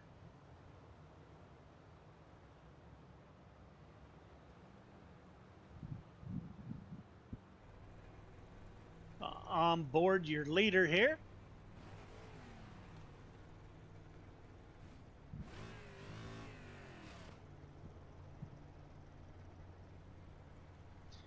Limited late models do run 2-speed.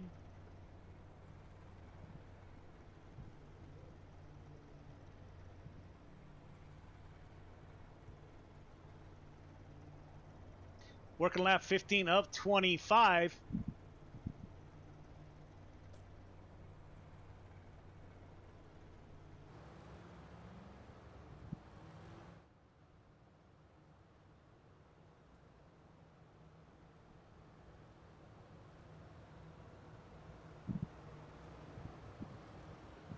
Front two are side by side. Green flag is back out. We are underway. Randy Shreves putting the pressure on the 11 car.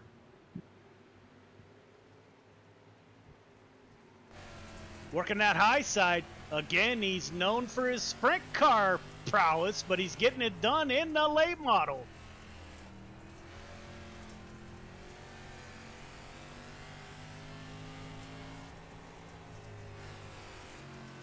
You will not see anybody run the high side any better than the 56 machine in a sprint car, I'll tell you that for sure. Fun to watch. We'll get to see him next in the 305 sprint cars. Joseph Grandy in the 518 is able to recover. Chris Cox, your points leader, got an EOL early on. He's coming back through the field. Joseph Grandy battling a damaged race car on that bottom side. Travis Anderson, CTM driver, in the 33, working the high side. Jeff Kemper, we are nose to tail. Donald Ingram is back there with these guys. Michael Vitale battling it out with Jason Hines. Caution comes back out. Here in the 238 had an issue. That car does not have a straight piece of sheet metal on it. 007 comes down, gets into the 238.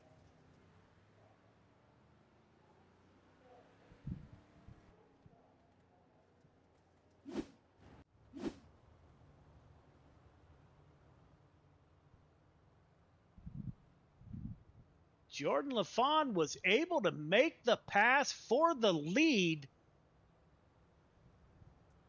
and we missed it. So this is going to be a battle up front. LaFawn Carter have had some epic battles last season.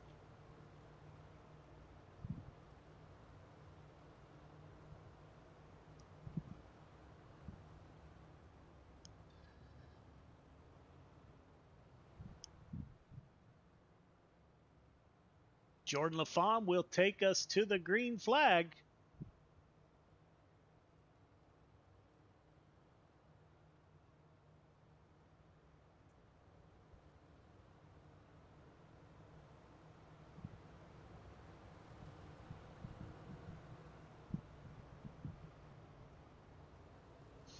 Again, not a huge turnout tonight.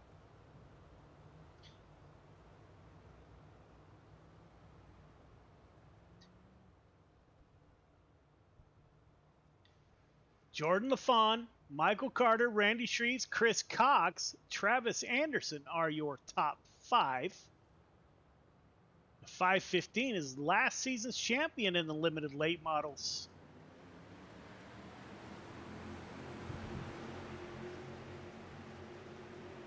LaFawn and Carter both go down low. Looks like the 15 over-rotated, got into the grass a little bit.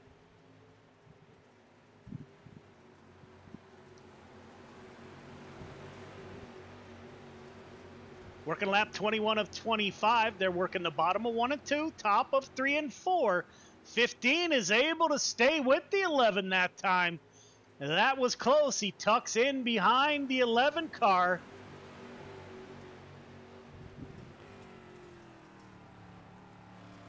Jordan LaFawn goes down low. We're on the bumper cam of your leader.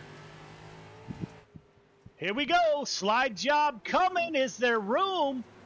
They make contact. Both drivers able to drive away from that one.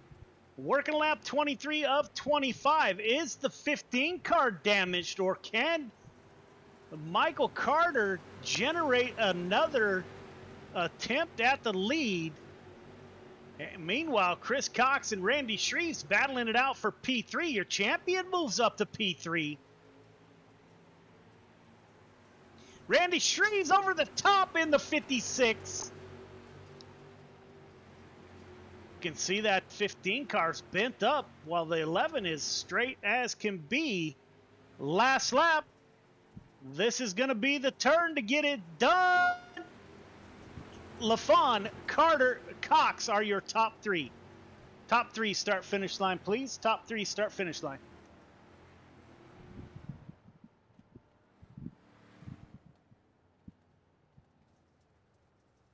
Great finish by these drivers. Jordan LaFawn wins his second race. Guess he figures if he can win them all, there'll only be one car in the dash for cash. That won't work this year. We're going to fill that field up on behalf of the Dirt Track Bank.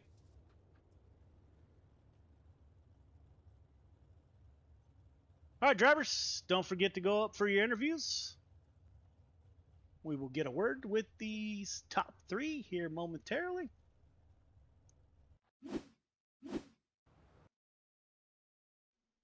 Waiting for Chris Cox to get in the booth. Chris Cox received an EOL early in this race. He was able to battle back. We will get a word with the 515 here momentarily. Chris Cox, this is Joe. You got me? Chris, this is Joe. You got me?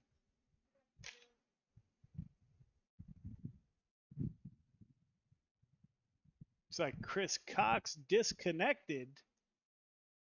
Let's try again. Chris Cox, this is Joe. You got me? Yeah, I got you. Hey, man, good run. Run into a little bit of trouble early, but you didn't give up, man. You kept digging in the 515, brought it home P3. Walk us through your night. Well, had a little trouble in the heat race. Feel like somebody was trying to drive me off the track. I feel sorry for the guy that was in front of me that got turned. I was lifting for him. What else happened?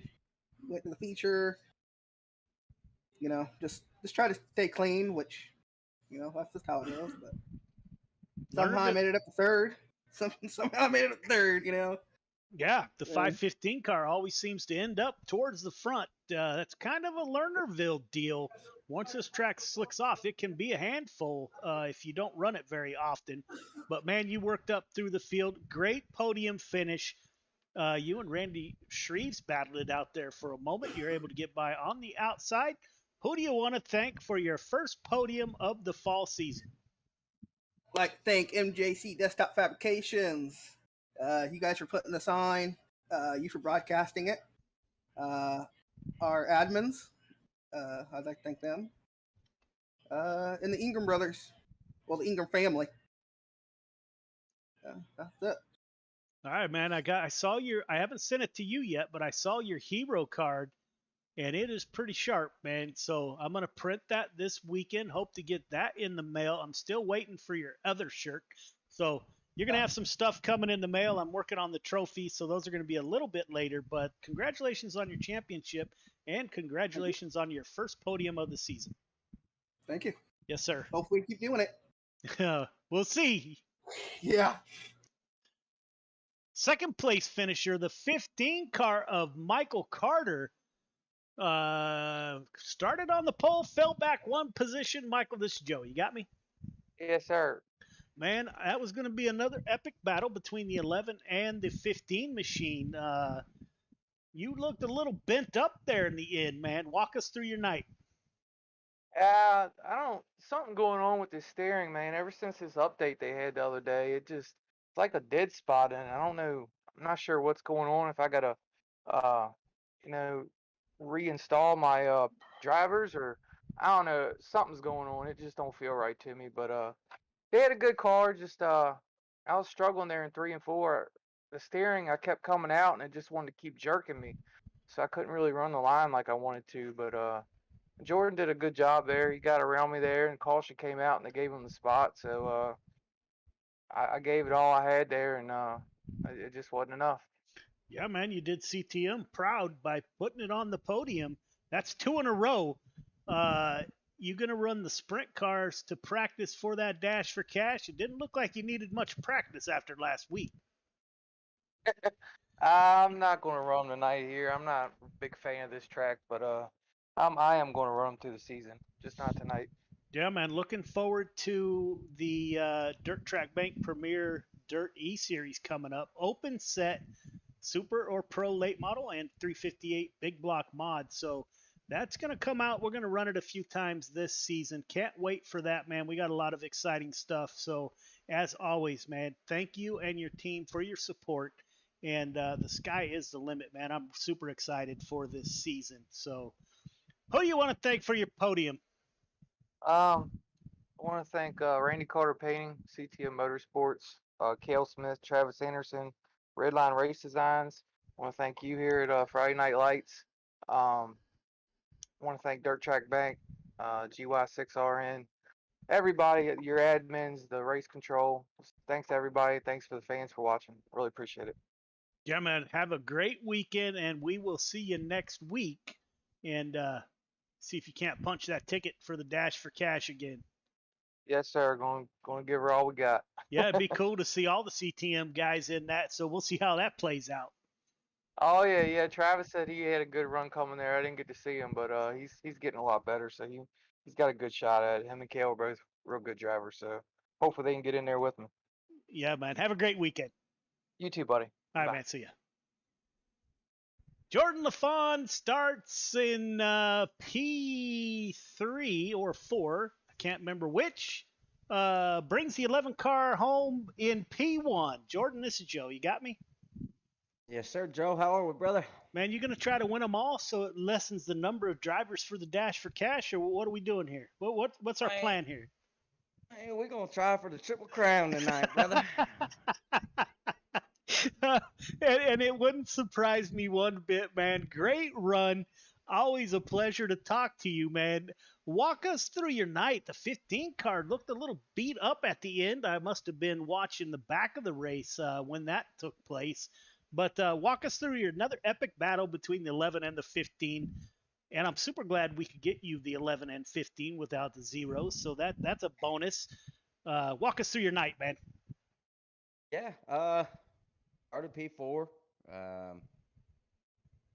High side here at Lernerville, as most seem to know, is typically the more dominant side. So couldn't have asked for a better starting spot there on the outside. Few laps into it, I got into the back of Randy there a little bit and kind of upset his car, and I wasn't meaning to, so I just wanted to apologize to Randy for doing that there going into 3. But I didn't think I was going to be able to get around old Michael. Me and him, we like to battle on here, and after one of them restarts there, it put me back on the outside there late, and I hadn't tried the high side, so I stuck her up there and got a hell of a run there off the top side, and I'm gonna try to stick her up there again, and he went low in 3 and 4, I think it was there, and I stayed high, and I just happened to get him at the line right before the caution came out. Sucks for him. It gave me the lead, but I would have liked to run the last 5 or 6, 7 of them laps out, and could have been a different outcome there. Oh man, you guys will have plenty of chances over the next 11 weeks. We'll see you guys duel it out. I got to tell you, I'm already looking forward to the Dash for Cash. I say we just call it here on week 1 and move right to the Dash for Cash, but I don't guess we can do that, man. That was a ton of fun. The Dirt Track Bank came on board big, man, to make that happen. So, ton of fun. You have punched your ticket. You only get 1 ticket, though, so you don't get 2 tickets for winning twice. Great run by you, my friend. Who you want to thank? My grandma, first and foremost. My grandma Pete for hanging out there. I don't know what happened there, Joe, but I think the Facebook live feed might have went down on you. She said she was having some trouble there and couldn't get it popped back up. But Full Send Motorsports, Lawn Crafters Lawn Care, Two Brothers Racing, Yost Racing, Blaze Designs, Apex Industries. I forgot them in the 358 race. Apex Industries. You guys need any setups for these open setup league races here within the next couple months? Make sure you guys go over there and check them out. And you, Joe, and everybody over at Gears Unlimited, man, for putting these shows on for us. Yeah, man. How timely was that Apex commercial you just had there, since our open divisions are going to be going full bore here for too long, man. I can't wait. So, yes, sir. Great run by you, man. We'll see you in the sprint cars. Yes, sir. Thank you, sir. All right, man. There you have it, ladies and gentlemen. There are the limited late models. We'll take a quick break. When we come back, we'll be with the 305 sprint cars right back here at Lernerville to close out the night. Thank you all for tuning in, and we will be right back.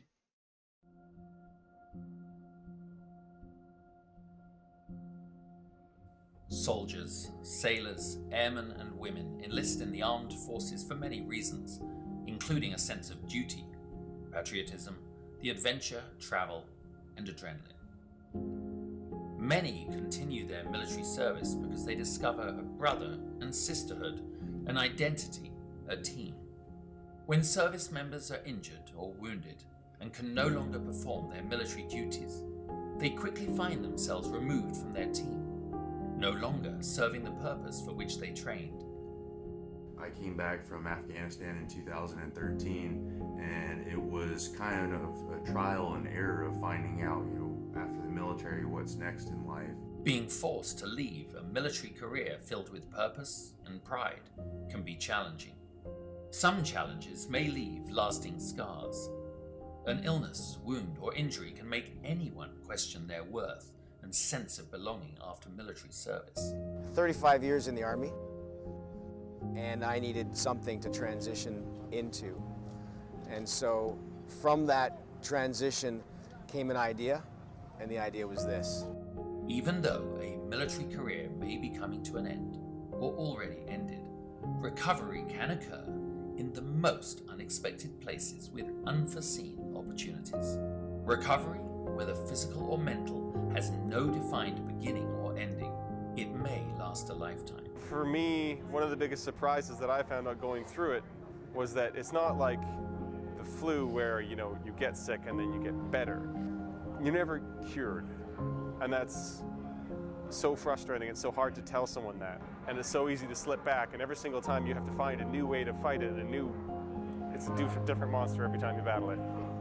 This can feel daunting to a warrior who is suddenly forced to leave everything they know, trust, and love, finding themselves at the beginning of an unknown and possibly frightening new journey. Welcome to the world of motorsports. We're in the right place at the right time in our lives to be able to take these guys that are wounded and put them in front of people that can actually show them that there is a camaraderie, there's a brotherhood within the motorsports industry, that there is potential for career opportunities for them if they have the skill set. Motorsports offers an opportunity to regain that sense of identity within a safe, fast-paced team environment, providing a renewed sense of purpose. It has many facets, all created by teams working together for success on the track. Like in the military, in motorsports the goal is in accomplishing the mission, winning as a team, collectively celebrating the successes and supporting teammates through the losses. Through motorsport opportunities, Operation Motorsport assists medically transitioning service members and veterans with discovering new ways of achieving a renewed sense of hope, purpose and pride.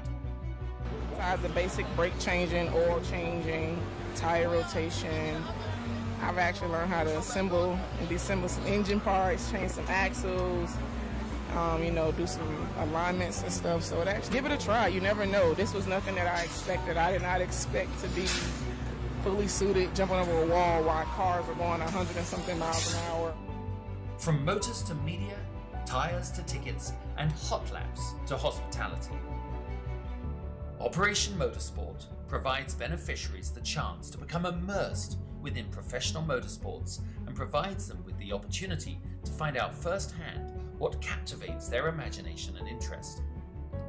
These opportunities provide an avenue of discovery within the motorsports immersion or diversionary therapy programs, all within the Excite, Engage, and Empower recovery programs.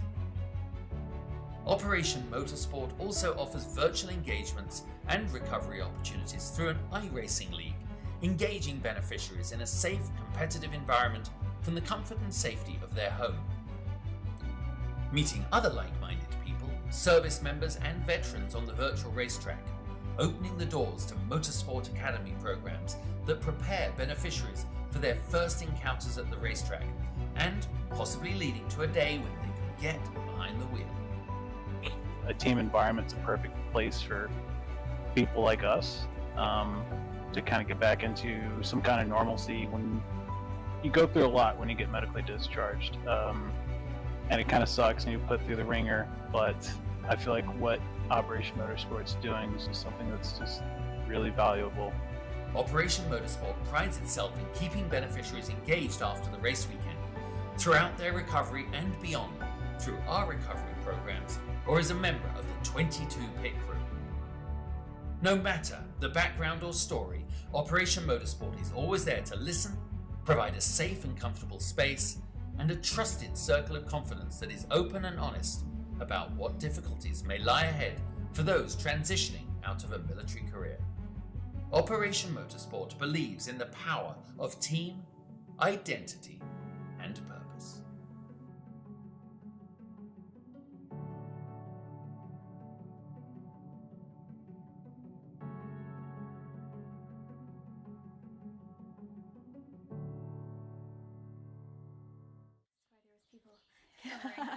Yes, that's why. So we'll just give them a quick brush, and then we'll get our stuff on, and then we have like an obstacle course. And so I'm smiling. you don't know why you're smiling. We always smile. Smiling's the best. The Mission 22 Equine Program is a riding program for children of veterans. We also serve grandchildren or direct family members of veterans. It's a lot of fun, and I've always loved horses. We have private lessons and group lessons, but it's not just riding. You know, riding lessons, people just think that that's all it is. But we have the opportunity here to really build confidence, to lower stress levels, to give them an outlet and opportunity to spend time doing something healthy and productive. Mission 22 is really based on the foundation of the importance for family. It's why we're supporting families here. So in a time where kids' programs are being canceled left and right, school is shut down, they're not able to be around their friends, you know, being able to have an opportunity where they can just be together and let go of that stress and be around people. Again, honestly, it's just really that simple, being around people. You know, who would have thought that it was something as simple as that? That's okay. You want to grab his reins, and then I'll have you walk him forward. It's really a special thing to watch these kids come every week and build a partnership and a relationship with their horse. It lets them forget about everything that's going on in life, being able to come here, kind of shut the world out a little bit, and have a really stress-free, fun environment. There's tons of studies that have been done on lowering of cortisol levels of children, and especially with children of veterans, often growing up in a household that can be a more stressful place, to be able to have an outlet where they can be outside, fresh air, horses around them, and just growing in that confidence. Horses are really unique. They're very intuitive to people. They're very emotionally intelligent. They're very emotional animals, very in tune to people. They have a great way of reading people as well. They can pick up on if you're feeling nervous or scared or excited. They're very reflective to how you feel. And so it's a great way to kind of check in with yourself and see how you're feeling, because they'll let you know. When you're riding bareback, it's really important to think about keeping your thighs nice and snug. Watch your spacing. Remember 1 to 2 horse lengths in between. Nice work.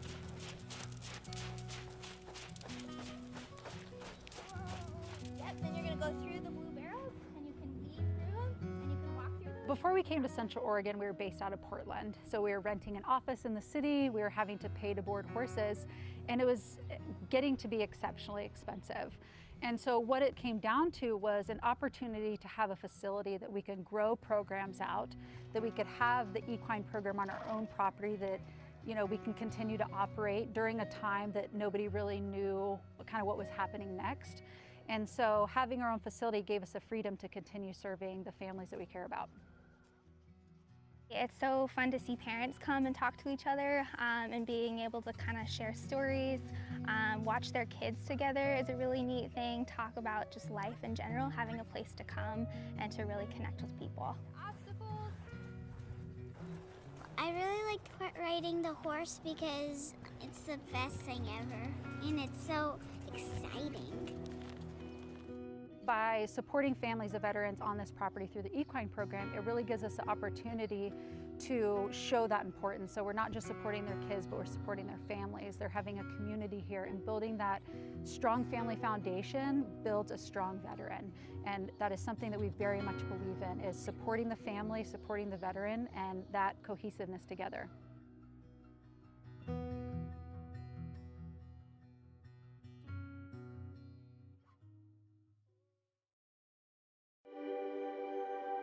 Mission 22 was founded on the timeless principle that America's warriors are equally valuable overseas as they are within our borders. We are unwaveringly committed to the journey back home and understand the barriers our heroes face when making the often arduous and taken for granted transition home. Trauma is an opportunity. While bleeding, hidden pains of the past can never be removed. we can transform them into something brand new and beautiful. We can grow through trauma to become our community's cornerstone, the safest neighbor on the block, the strongest leader in the office, the most caring volunteer at the elementary school.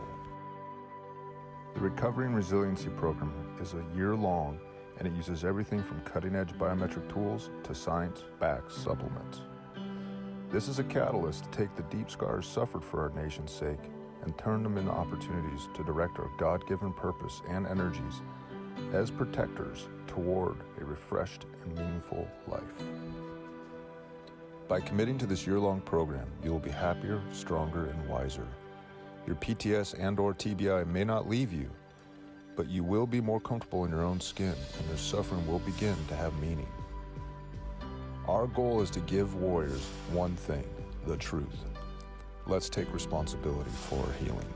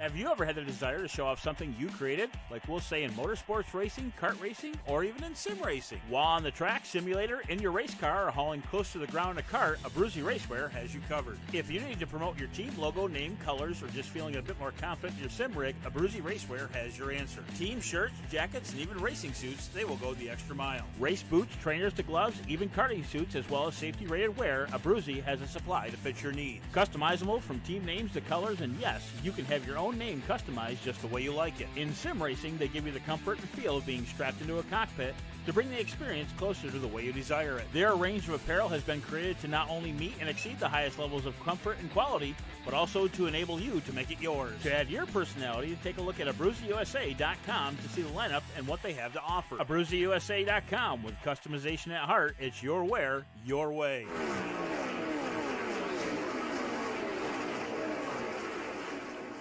Have you ever had the desire to show off something you created, like we'll say in motorsports racing, kart racing?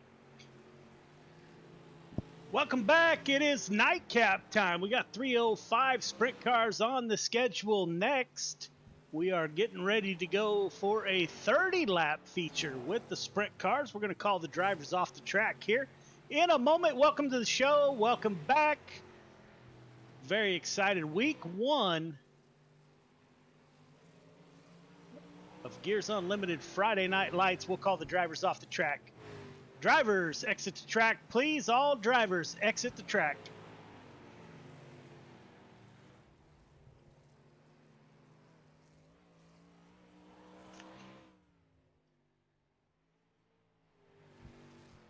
All drivers, exit the track, please. All drivers, exit the track.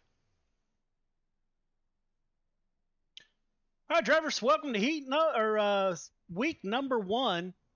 Gears Unlimited Friday Night Lights. Go over a couple of quick rules. No interview after a podium or photo after a podium. EOLs for the following week. 2 cautions in any race, could be a heat or feature, and you will be DQ'd from that division for the night. Intentional contact will not be tolerated. If you are caught doing intentional contact, you will be suspended for at least 1 week. Call-outs on Discord, private message, or any other medium, please take time to cool down before you send out a message. It will not be tolerated. That could also get you a little bit of a vacation.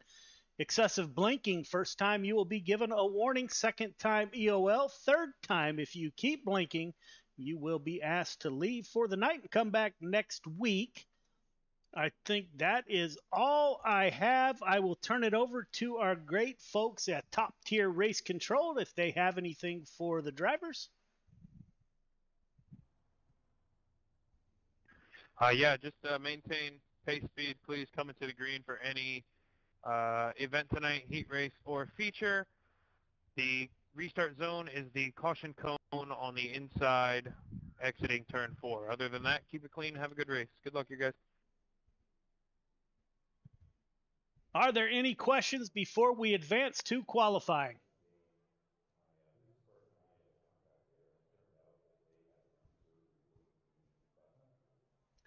None heard? Welcome to week 1 of the fall season. Another position for the Dash for Cash up for grabs tonight. Again, you must participate in at least 6 weeks of the season and be a feature winner. However, we are going to filled up to 24 drivers this time around, so points are going to be huge in calculating who gets into the Dash for Cash. I wish you all the best of luck. Good luck.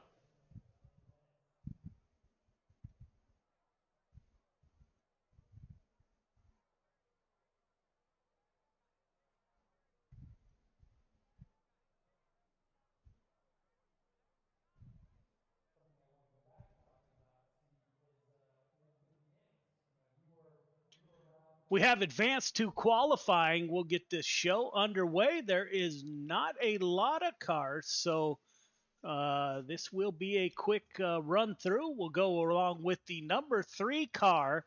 My teammate, owner of Raven Graphics, he does our t-shirt designs for us. The number 3 car, driver out of Houston, Texas, Doyle Lawrence in that dirt track bank number 3 machine.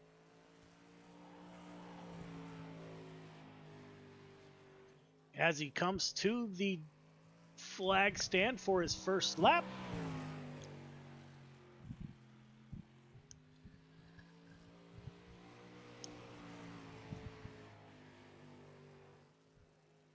Let's see how Mr. Lawrence does. 4th quick so far. David Tormachi, again, a driver out of Billings, Montana in the Busch Light machine.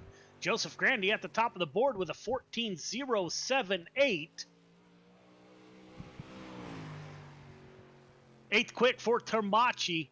Jeff Kemper, the driver out of Oregon, in the 181. 5th quick, Chris Cox in the 515. He is 4th quick. Donald Ingram in the 10 car. Currently 6th quick. Randy Shreves in the 56, last season's sprint car champion out on track. Let's see how Randy does. Coming to us by way of the Coast to Coast Racing League.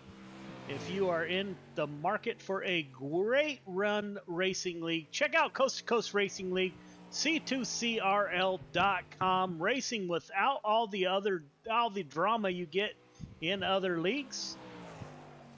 That's where my race team races when we're not here at Friday Night Lights. 2nd quick for Randy Shreves, 14.106. Goes off the top on the backstretch. Anthony Marfulio, currently 8th quick. He was the spring sprint car champion in that number 238. Driver out of the Boston area. 8th quick for Anthony, Jordan LaFawn. Brand new to sprint cars last week. Out on track. Let's see. He's going for the Triple Crown. You heard him. 10th quick on his first lap with a 14.487 for Jordan LaFawn. Can he improve on his second lap? Coming to the flag stand. 14.477. Still good for 10th quick. So that will wrap up qualifying. This should be a quick couple heat races and then a 30-lap feature. We will get underway here momentarily. Thank you for tuning back in. Please let us know if there's anything that we need to change and send us a message on Facebook. Email me, joe@gy6rn.com. Heat 1 to the grid. Heat 1 to the grid, please.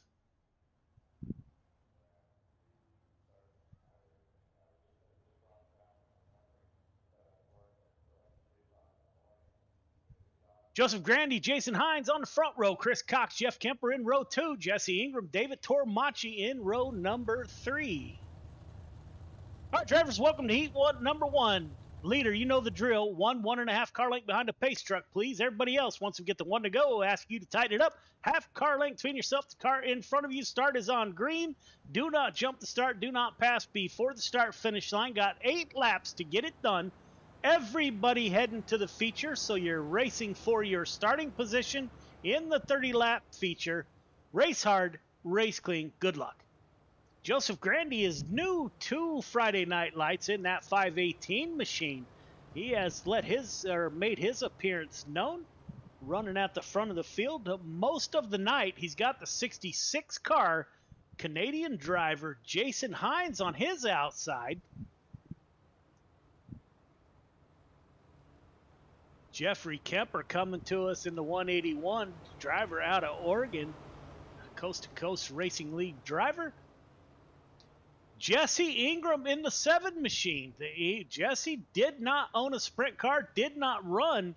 He was in the Dash for Cash, but did not run in the sprint car division, so that hurt his chances at a high payoff. It's good to see the 7 car out there with the sprint car. Green flag, green flag. Green flag is out. We are underway. Joseph Grandy at the front of the field. Great start by Jason Hines. Grandy will try to slide up. That's going to get tight. 66 car off the top. The yellow flag is out. Caution comes out. We will have to take a look at that.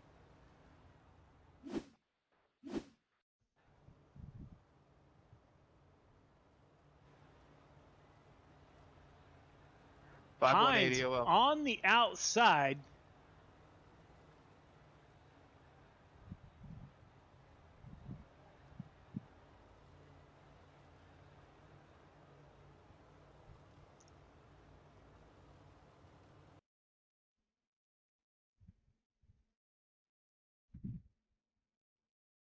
See if we can capture it. We may not have time.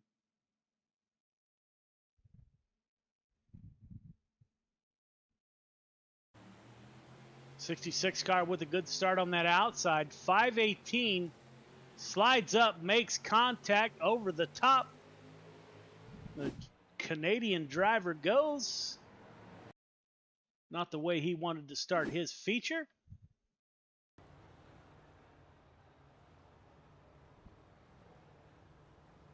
Chris Cox at the front of the field. Okay, Chris Cox last season said he would win all 3 divisional championships. He won 2 of them, but he did not win this one. So he is trying to win the Triple Crown of Championships. Chris Cox at the front of the field in the 515. Don't count out that 181. Jeffrey Kemper and I had a great battle last Tuesday night in 360 sprint cars. Green, green, green. Great start by Cox. Jeffrey Kemper in P2. Jesse Ingram, brand new to sprint cars, but he's giving it a go. Great run by the driver out of Georgia.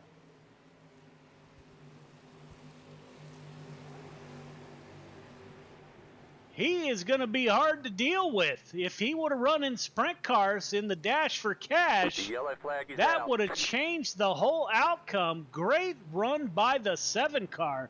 Looks like Joseph Grandy caught up in an incident. Let's take a look.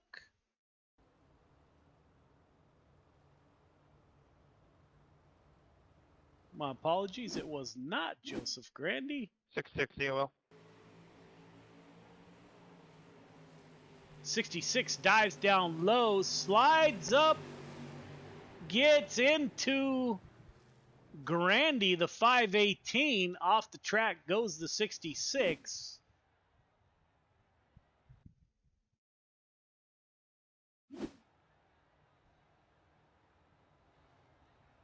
Hey, none of that contact, boys.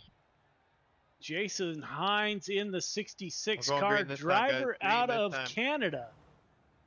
As I've told all drivers in Friday Night Lights that my rig is open for drivers anytime they want to stop by. Little did I expect Jason Hines out of Canada visits Chico State University, which is about an hour north of my house. So expecting a visit from the 66 machine. We'll put him in the Icon Sim Sports rig. Who knows? Maybe we can get him on a Friday night. He can race right behind me as I broadcast. That would be pretty cool. So, Jason, looking forward to the visit, my friend. Chris Cox up front. Jeff Kemper in P2. Jesse Ingram. Now, last week he said he didn't have sprint cars, but the youngster in the 7 machine is getting it done. He's pulling up alongside the 181 of Jeffrey Kemper. Tormachi, Joseph Grandy coming back through the field. Tormachi got loose. That collected to 66. Up front, Chris Cox wants to solidify that Triple Crown championship. Jesse Ingram now moves up to P2. Slide job in front of the 181. Jeff Kemper will cross over the 7. Will he pull a slide job? Yes, he will. Crossover coming.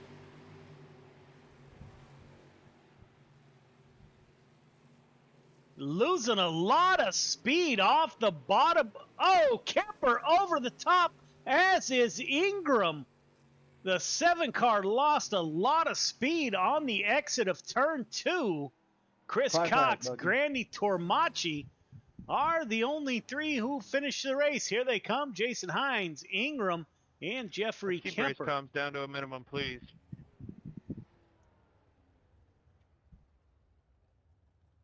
515 parks it in Victory Lane. Heat 2 to the grid. Heat 2 to the grid, please. Randy Shreves, Doyle Lawrence on the front row. Anthony Marvulio, Donald Ingram in row 2. Jordan LaFawn round out your field of 5 drivers in heat number 2. All right, leader. 1.5 car length behind the pace truck, please. Everybody else, once you get the 1 to go, tighten it up. Half car length between yourself, the car in front of you. Start is on green. Do not jump the start. Do not pass before the start finish line. Got 8 laps to get it done. Everybody heading to the feature. Race hard, race clean. Good luck. So we got a good one here. Randy Shreves is your current sprint car champion. He's got the 238 car behind him, Anthony Marjulio, who was the spring champion. Anthony took a little break from iRacing most of last season, so it may take him a little while to get back in the groove, but it's great to see those 2 out here. Like to thank Doyle Lawrence in that 3 machine. He is a firefighter paramedic out of the Houston area. He is a big supporter of Friday Night Lights. Remember, pay speed 35, Actually guys. does Steve Letart's NASCAR paints for the NASCAR E-Series on iRacing. So does excellent work. Doyle, thank you not only for your friendship, but all you do for Friday Night Lights. 35.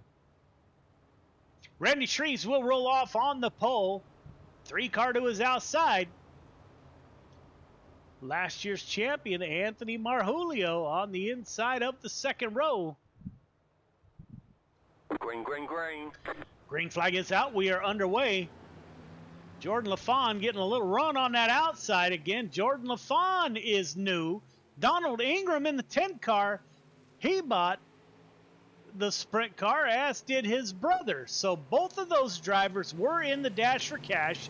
Were not able to run the 2nd race because they didn't have sprint cars. They do now. Look out. Up front, Randy Shreves pulling away from the field. Donald Ingram in P2. Doyle Lawrence battling out with Anthony Marjulio. Jordan LaFawn, who bought sprint cars last week. Slide job. Lawrence goes over the top, able to save it. Donald Ingram in the 10 car. He's leading this group. Jordan LaFawn, Doyle Lawrence.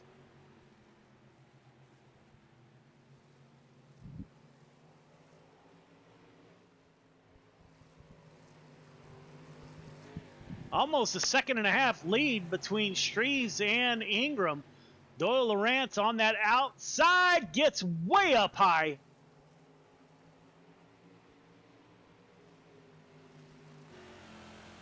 Let's go on board with the 3 car, see how close he's getting to that outside.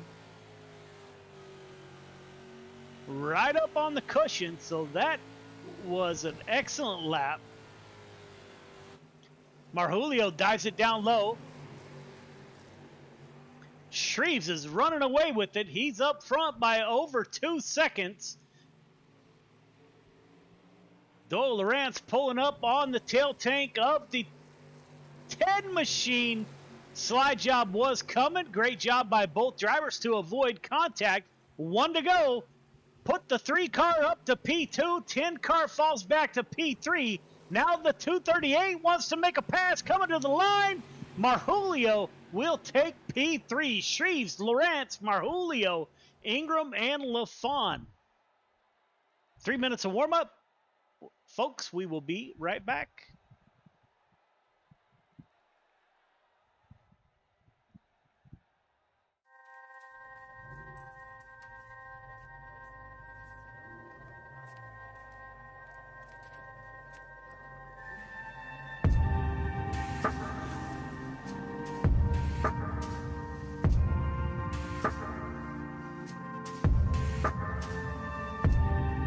Our biggest thing is getting the word out, awareness of Mission 22, the struggle as it is to fight PTSD and suicide.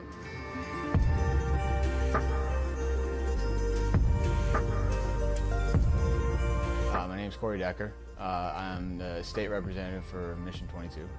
This year's been great. We got a bunch of great guys.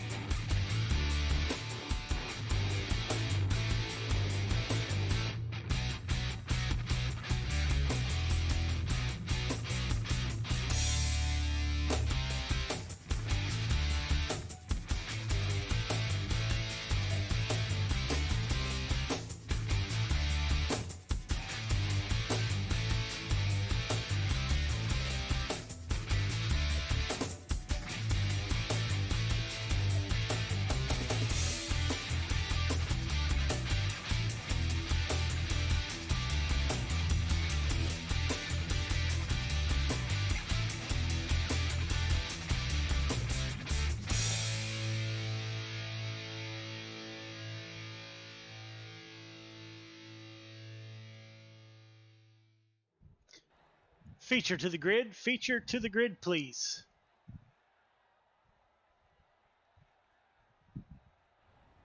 Chris Cox, Randy Shreves on the front row.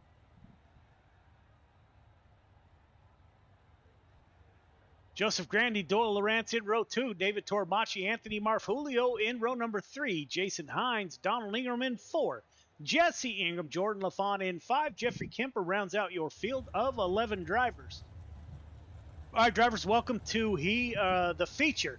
Got 30 laps to get it done. Leader, 1.5 car length behind the pace truck. Please, everybody else, once you get the 1 to go, tighten it up. Half car length between yourself, the car in front of you. The initial start is on green. Do not jump the start. Do not pass before the start finish line. Again, you got 30 laps to get it done. Someone is going to punch their ticket to the Dash for Cash in week 13. Race hard, race clean. Good luck. leader, make sure you're holding that 35 miles per hour and see. Randy Shreves outside of Chris Cox on that front row. Anthony Marjulio, the spring champion, is on the outside of row number 3. So we will see how this plays out. Chris Cox last season won the limited late models and 358s. Randy Shreves is the reigning sprint car champion for Gears Unlimited Friday Night Lights. We are headed towards the green flag. Track is starting to wear a little bit on that outside. It'll get much slicker as we go through the night. Chris Cox comes off of turn 4. Green flag is out. We are underway. Shreves Lawrence up high. Grandy and Cox down low. Somebody... We got a mess in the back. Not sure what happened. We will take a look at that restart. Top 4, you had 2 down low, 2 up high. Anthony Marjulio in the middle. 515 slides up to the outside. Just makes contact with that 56. Hits the 238.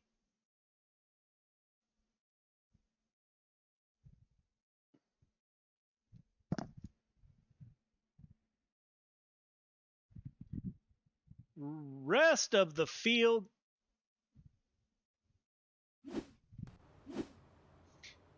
So we still have 30 laps to go, so there's plenty of time for these drivers to get in the pits, get a quick repair, get back out on the track. Up front, Chris Cox, Joseph Grandy, and David Tormachi were about the only cars to get through that event. Jason Hines currently in P3. Jesse Ingram in the 7 machine is in P number 5.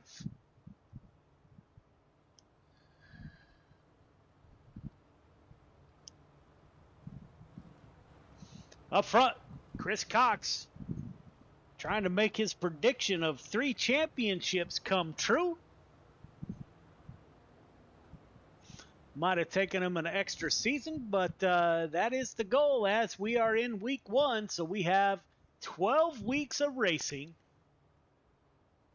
before we hit the dash for cash. Again, I could not be more thankful to Gears Unlimited and the Dirt Track Bank for their support. Without them, none of this is possible. We are back underway. Cox up high, Grandy down low, the 515 battling it out with the 518. They switched positions on this end.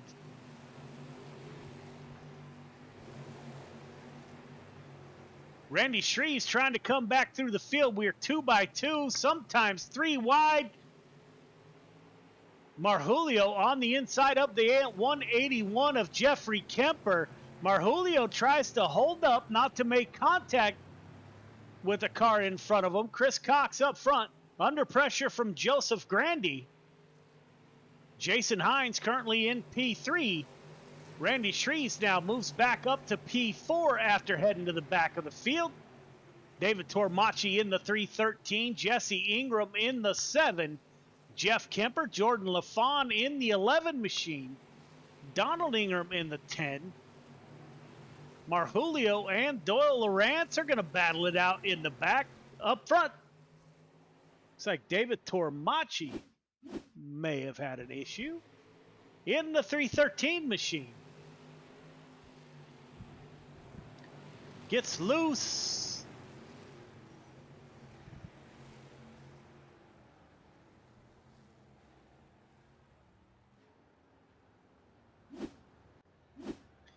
Replay brought to you by the Dirt Track Bank.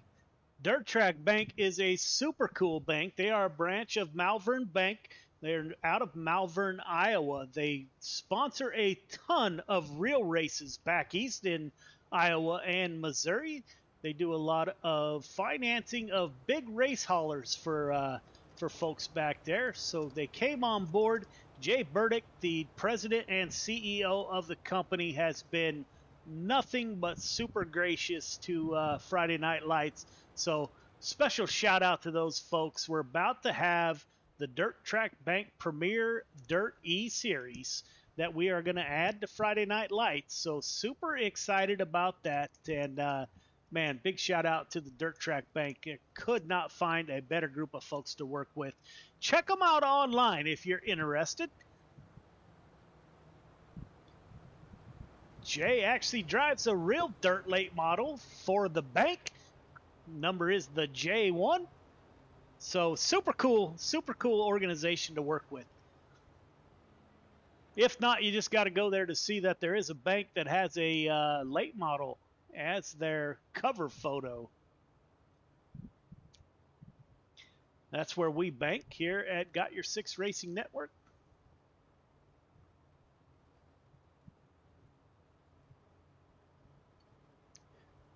Pace truck is off. Chris Cox, Grandy, Hines are your top three. Randy Shreves in that 56 gets up into the wall.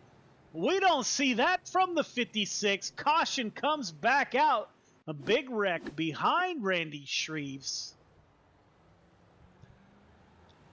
Maybe the season 1 jetters are getting the drivers. We're seeing stuff. You see the 56 up top of the screen get into that outside wall. The 7 and the 181 dive down low. The 238 was already down low, making a beeline for that bottom line. And they get into the 3, the 10, and the 181. So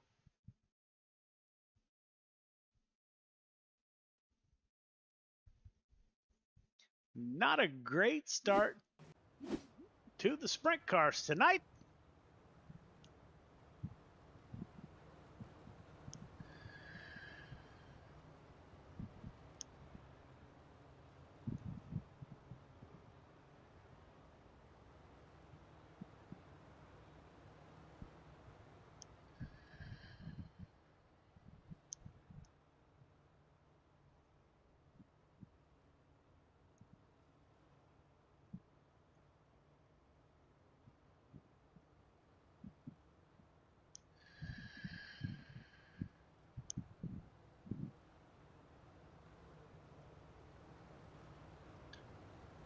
Chris Cox still at the front of the field. Joseph Grandy in P2. 66 car of Jason Hines in P3. Randy Shreves still in 4. Need to get some green lap runs in here so we can see who has the quickest car, can move up to the front of the field.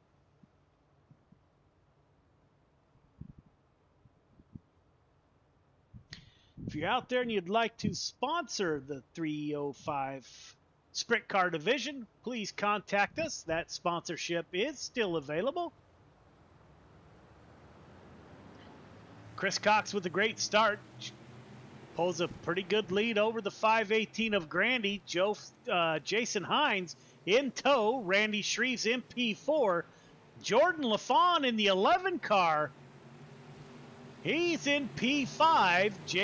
Jesse Ingram in the 7 is in P6. Doyle Lawrence back at it on the high side. In that number 3 machine is in P7, followed by Ingram, Tormachi, Anthony Marjulio in the 238, not having a typical Mass Mafia night.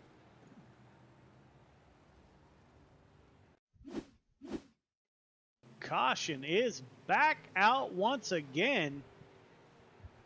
7 car dives down low, gets into the side of the 11. Those two into the fence on the inside.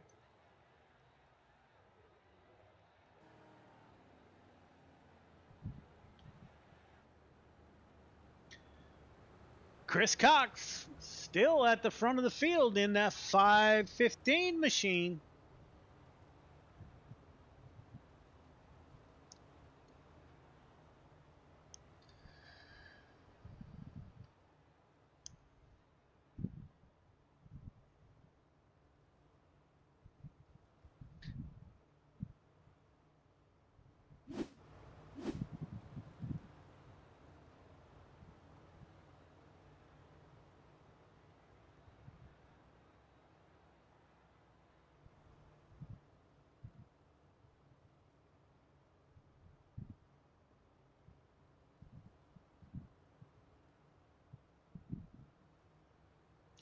Chris Cox still at the front of the field. Only working lap 10 of 30. We have a long way to go. Joseph Grandy wants a long green run to see if he can't work over the 5:15.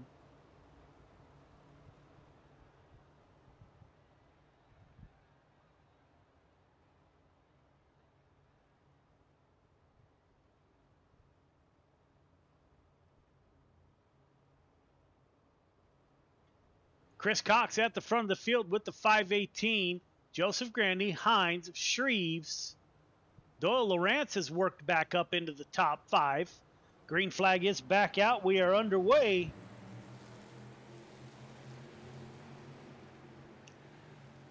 Grandy tries that bottom side, see if he can't get underneath the 5:15. Track currently doesn't have much drive off the bottom. Chris Cox and Grandy run in the middle. Jason Hines now under attack from Randy Shreves. Watch the 56. That is your reigning champion of the sprint car division.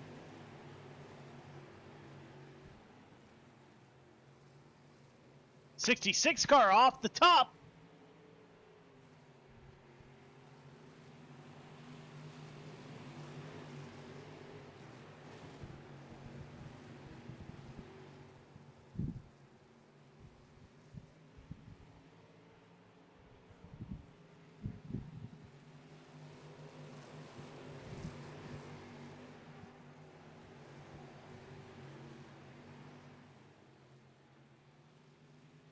Chris Cox still at the front of the field. Joseph Grandy in P2. These two drivers don't want to see the driver out of Springfield, Illinois behind them. The 56 car of Randy Shreves. Doyle Lawrence currently in P4. Donald Ingram in P5. Jeff Kemper, the driver out of Oregon, is in P6. And Jesse Ingram in P7. The 66 car of Jason Hines gets back on the track and starts to work his way back to the front. Slide job in front of the 7. That 66 car is quick tonight, went over the top. Slide job coming from the 7. Doesn't leave any room for a crossover. That was tight. Up front, Grandy leading the way now. Gets in front of Chris Cox in the 5:15. Let's go on board with your... Oh, Cox into the side of Grandy. I am almost certain that that will call for an EOL. We will see what race control calls.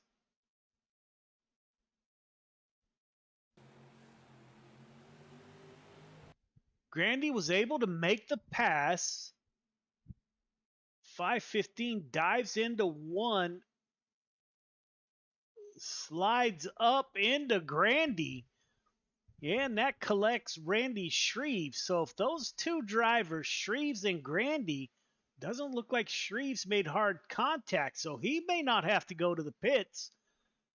Chris Cox most certainly will receive an EOL, I would think. We'll see what race control calls.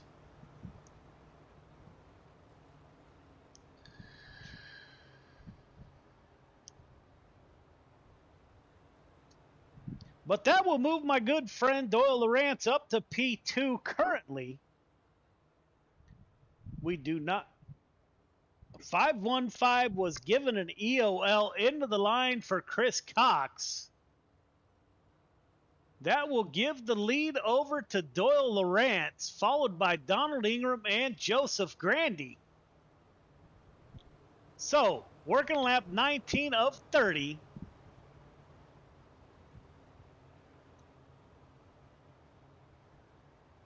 Have to see where everybody else plays out. Randy Shreves will roll off P8. Joseph Grandy is able to hold on to P3. Up front, 3 car will bring us to the green flag coming off of turn 4, looking for that green flag in the air. Green flag is out. We are underway. Driver out of the Houston, Texas area. Somebody just got pounded on that bottom side. Let's take a look.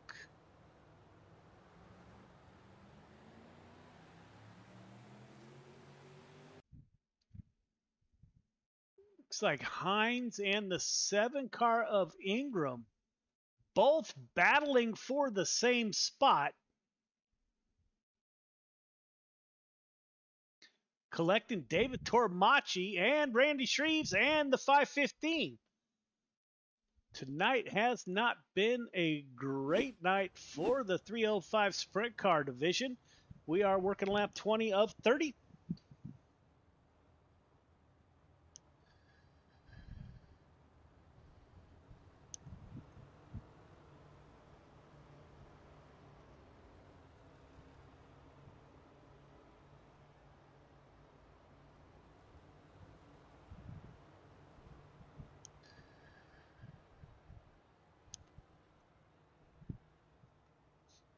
Doyle Lawrence, Donald Ingram, Joseph Grandy are your top 3. Jeffrey Kemper in P4, David Tormachi in P5, Randy Shreves back up to P6, Chris Cox into P7.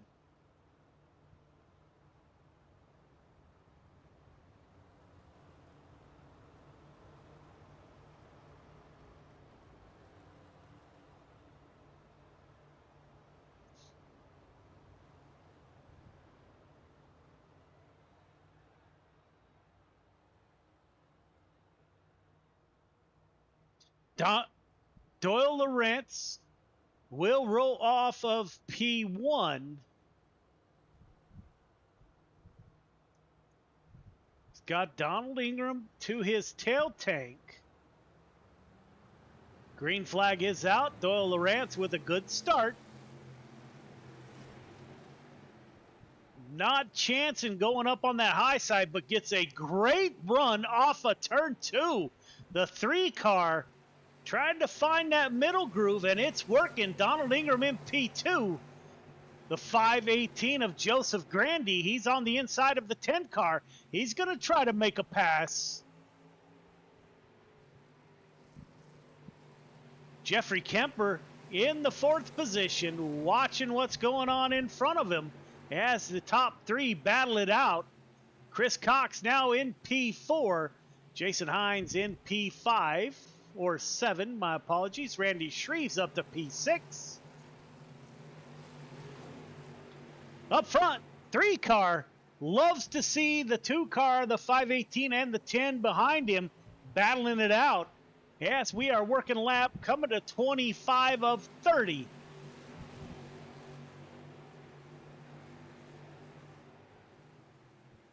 Looks like the 2nd and 3rd place drivers are closing in on the 3 car of Lawrence. Let's go on board with Donald Ingram and see what it looks like from the cockpit.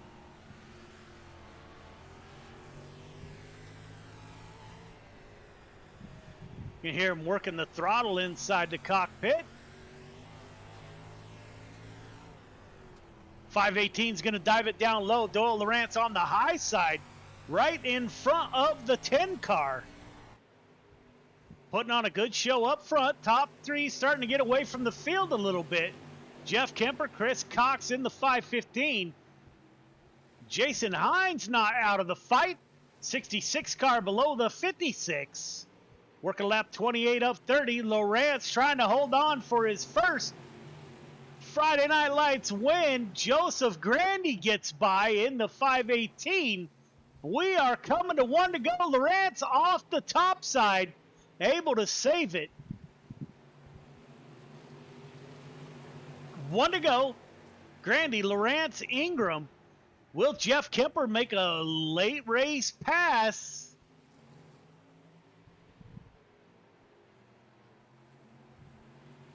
Grandy, Lawrence, Ingram, your top 3. Top 3, start finish line, please. Top 3, start finish line.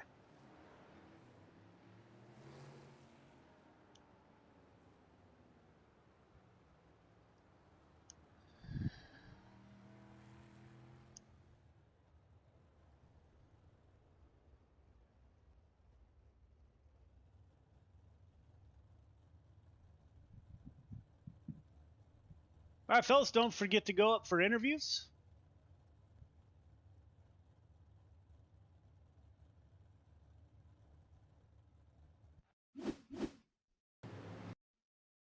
We will get a word with your top three here momentarily, as soon as they are able to get up in the booth.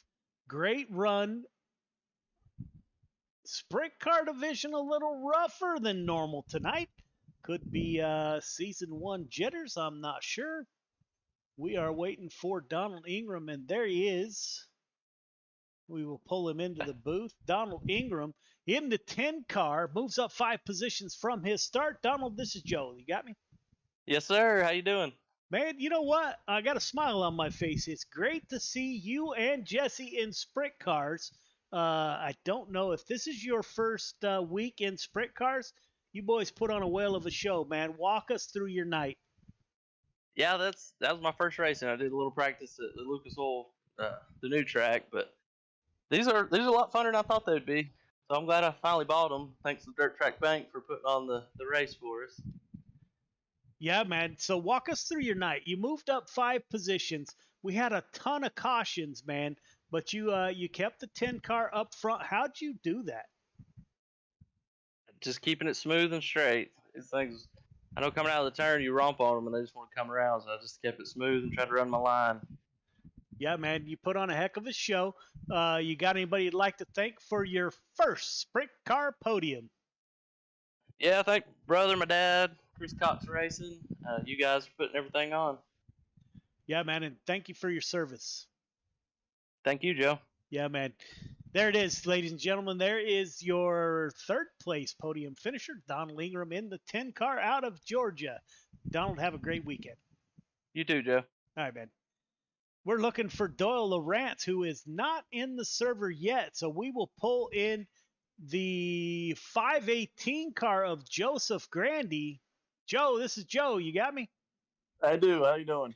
Man, way to get her done. You come out, you show up for Friday Night Lights, you put it on 2 podiums tonight. Walk us through your night, man.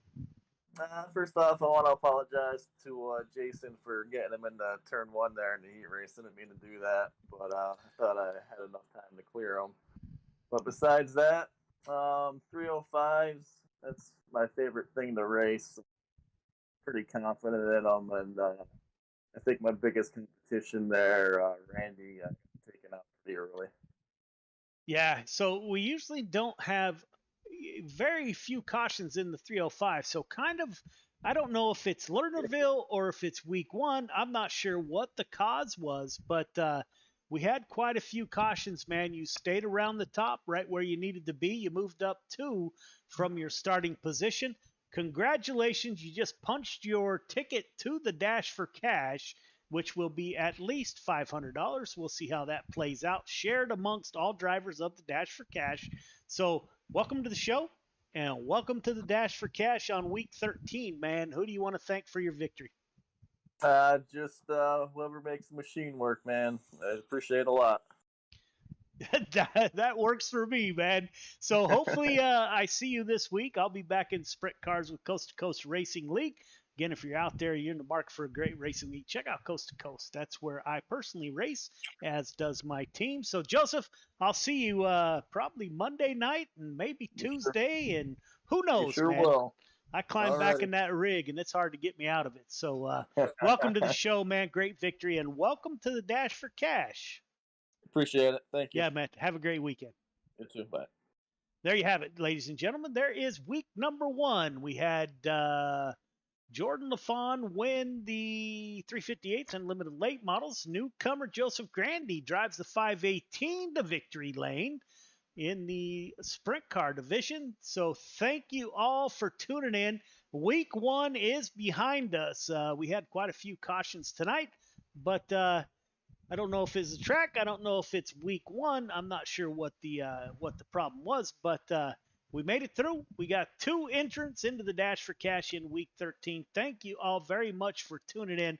We hope to see you. We'll be back on the air Thursday night with North American Dirt Track Racing Association, followed by our Friday Night Lights Gears Unlimited Friday night show next Friday. Thank you for tuning in, and we will see you next time.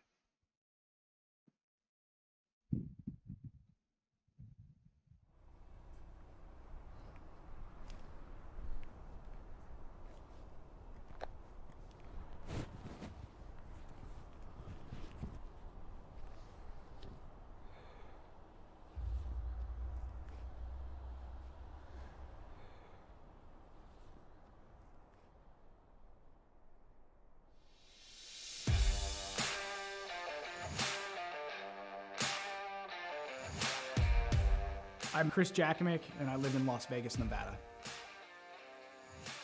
Throughout my military career, I spent the bulk of my career out in Las Vegas.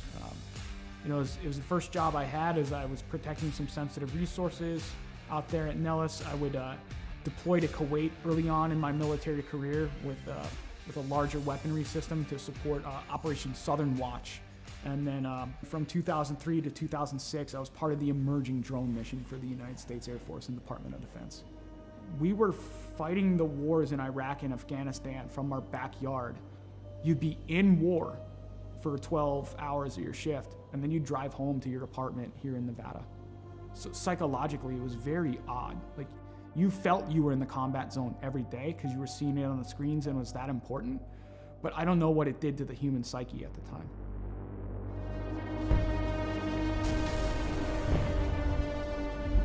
Some things would kind of happen in my personal life after that would change a lot. When Adam joined the Marine Corps, it was a natural fit. Anybody who joins the military, especially after 9/11 happened, you're looking for that purpose. I think that's why he made the choice. It's like, let me go be a Marine. He was in between Fallujah and Ramadi during the heaviest parts of the fighting of the Iraq conflict. I mean, you hear guys like Jocko and everything talk about like the triangle of death. My brother was dead set in the middle of the triangle of death with a Marine unit. I think it changed him.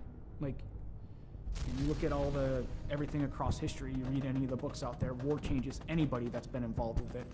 Trauma or mass events like that changes anybody, and it really changed my brother. And I get that call. I get the text actually from my stepmom. It's like, you need to call me as soon as possible. Something's wrong with Adam. All right.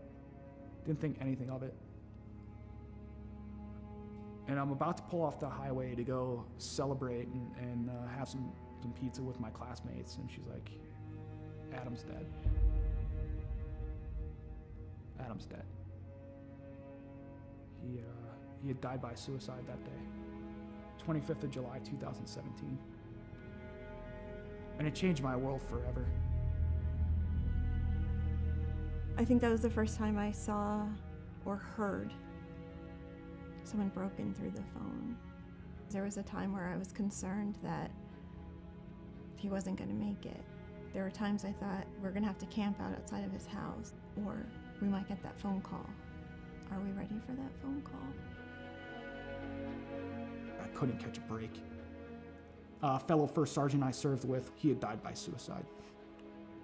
On the day of my buddy's funeral, I'm going through social media, and I see this, what appears to be a manifesto from one of my old airmen. My first thought was like, today's not going to be a good day. And sadly, my hunch was right.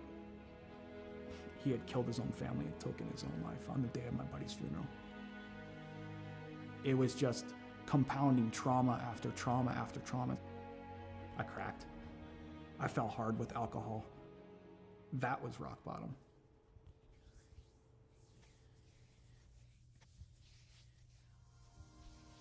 I first heard about Mission 22 just by like surfing the internet and looking on there and seeing some of the programs that they had available.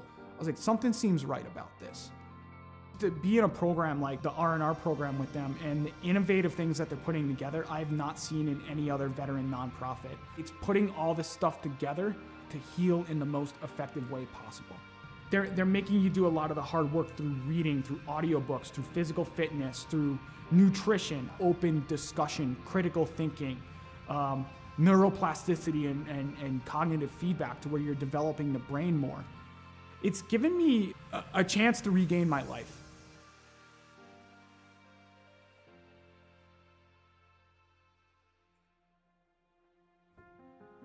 Cycling's been a big part of my recovery. Is around the time I retired a little over a year ago, I set forth, I was like, let me set this goal to ride 2,020 miles in 2020 for another veteran nonprofit that supports Gold Star families and those lost either to accident or to suicide.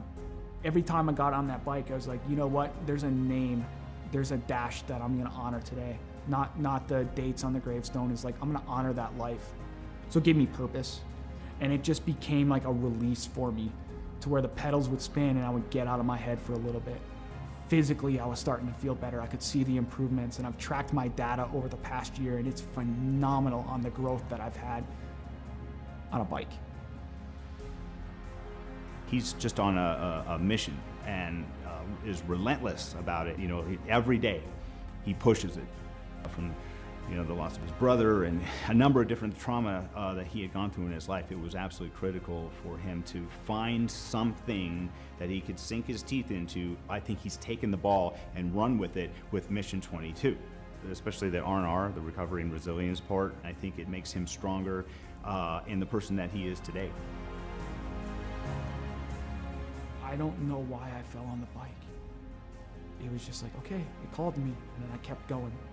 So you know that scene from Forrest Gump where he just starts running one day and it ends up in Monument Valley in Utah? He's like, I'm tired, I think I'll go home now. I'm not tired yet. I'm not ready to throw the towel in like Forrest Gump did. I'm getting on that bike and I'm keeping on going because there's something about it. There's something about just getting out in nature, having that breeze in your face and seeing some of the beautiful landscape here in Las Vegas where it takes you away from the stressors and the challenges of the world for a little bit. And you can just appreciate the beauty that is out there and be in the moment. And then it got serious because the Air Force enrolled me in the Air Force Wounded Warrior program and it transformed into lo and behold training. If I do this well, maybe I can go represent the Air Force. Maybe my grief and everything in my entire story can come to fruition because I can put the energy into something positive.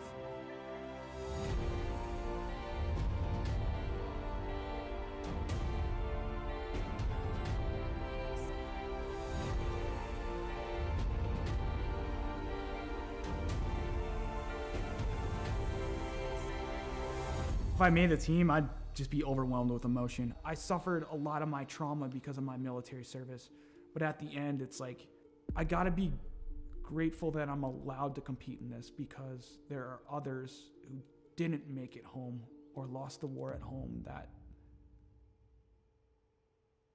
that's what it's about.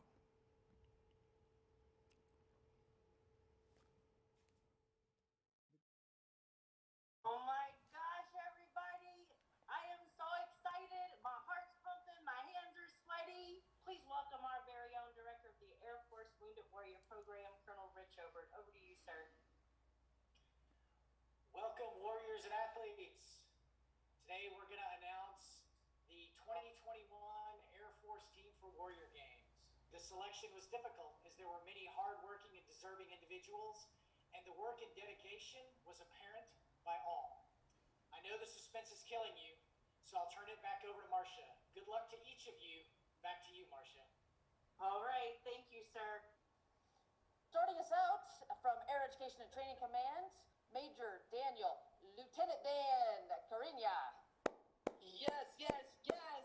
Air Combat Command, out of Texas, Master Sergeant Nicole Nikki Favuza. From Valdosta, Georgia, Technical Sergeant retired Antonio Del Vecchio. From East Liberty, Ohio, Airman retired Pete Murphy. Technical Sergeant retired Margie Hinkle. And coming up next, former pole vaulter, that is very similar to Blaze Gallardi, coming to you from Las Vegas, Nevada, Master Sergeant retired Chris Jackamek. Warrior Games competitor back on the team, Staff Sergeant retired Joseph Alex Pate. Whew. What? He did All right. big things back in the day. He's gonna do big things. Oh, Coming to you from St. Wow. Henry. We look at Mission 22 and we see all the shirts, we see all the flags out there. I don't think enough of the people understand how big the programs actually are and how that is actually in there. And like, I'm a benefactor from the donations of these private donors that are there to allow me to live life, to improve life for not only myself, but for friends, for fellow veterans, for my children, for my girlfriend, for my family, is to be that, to say, you know what? We can keep going at the end of the day. We can keep going, no matter how hard it gets. no matter how difficult life becomes, we can keep going.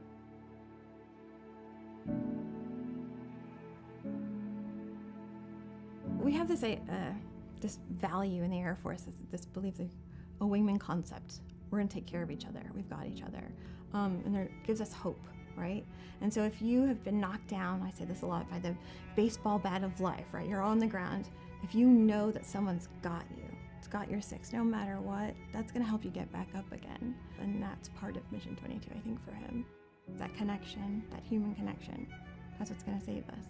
Yeah, that's what saved him. He can be a light in darkness. No matter how dark that spiral is, to know that someone got back up again and navigated their way out, that they can get through it too, that they are not alone. Not for one moment of one day. That's what he could be. He could be a beacon of light.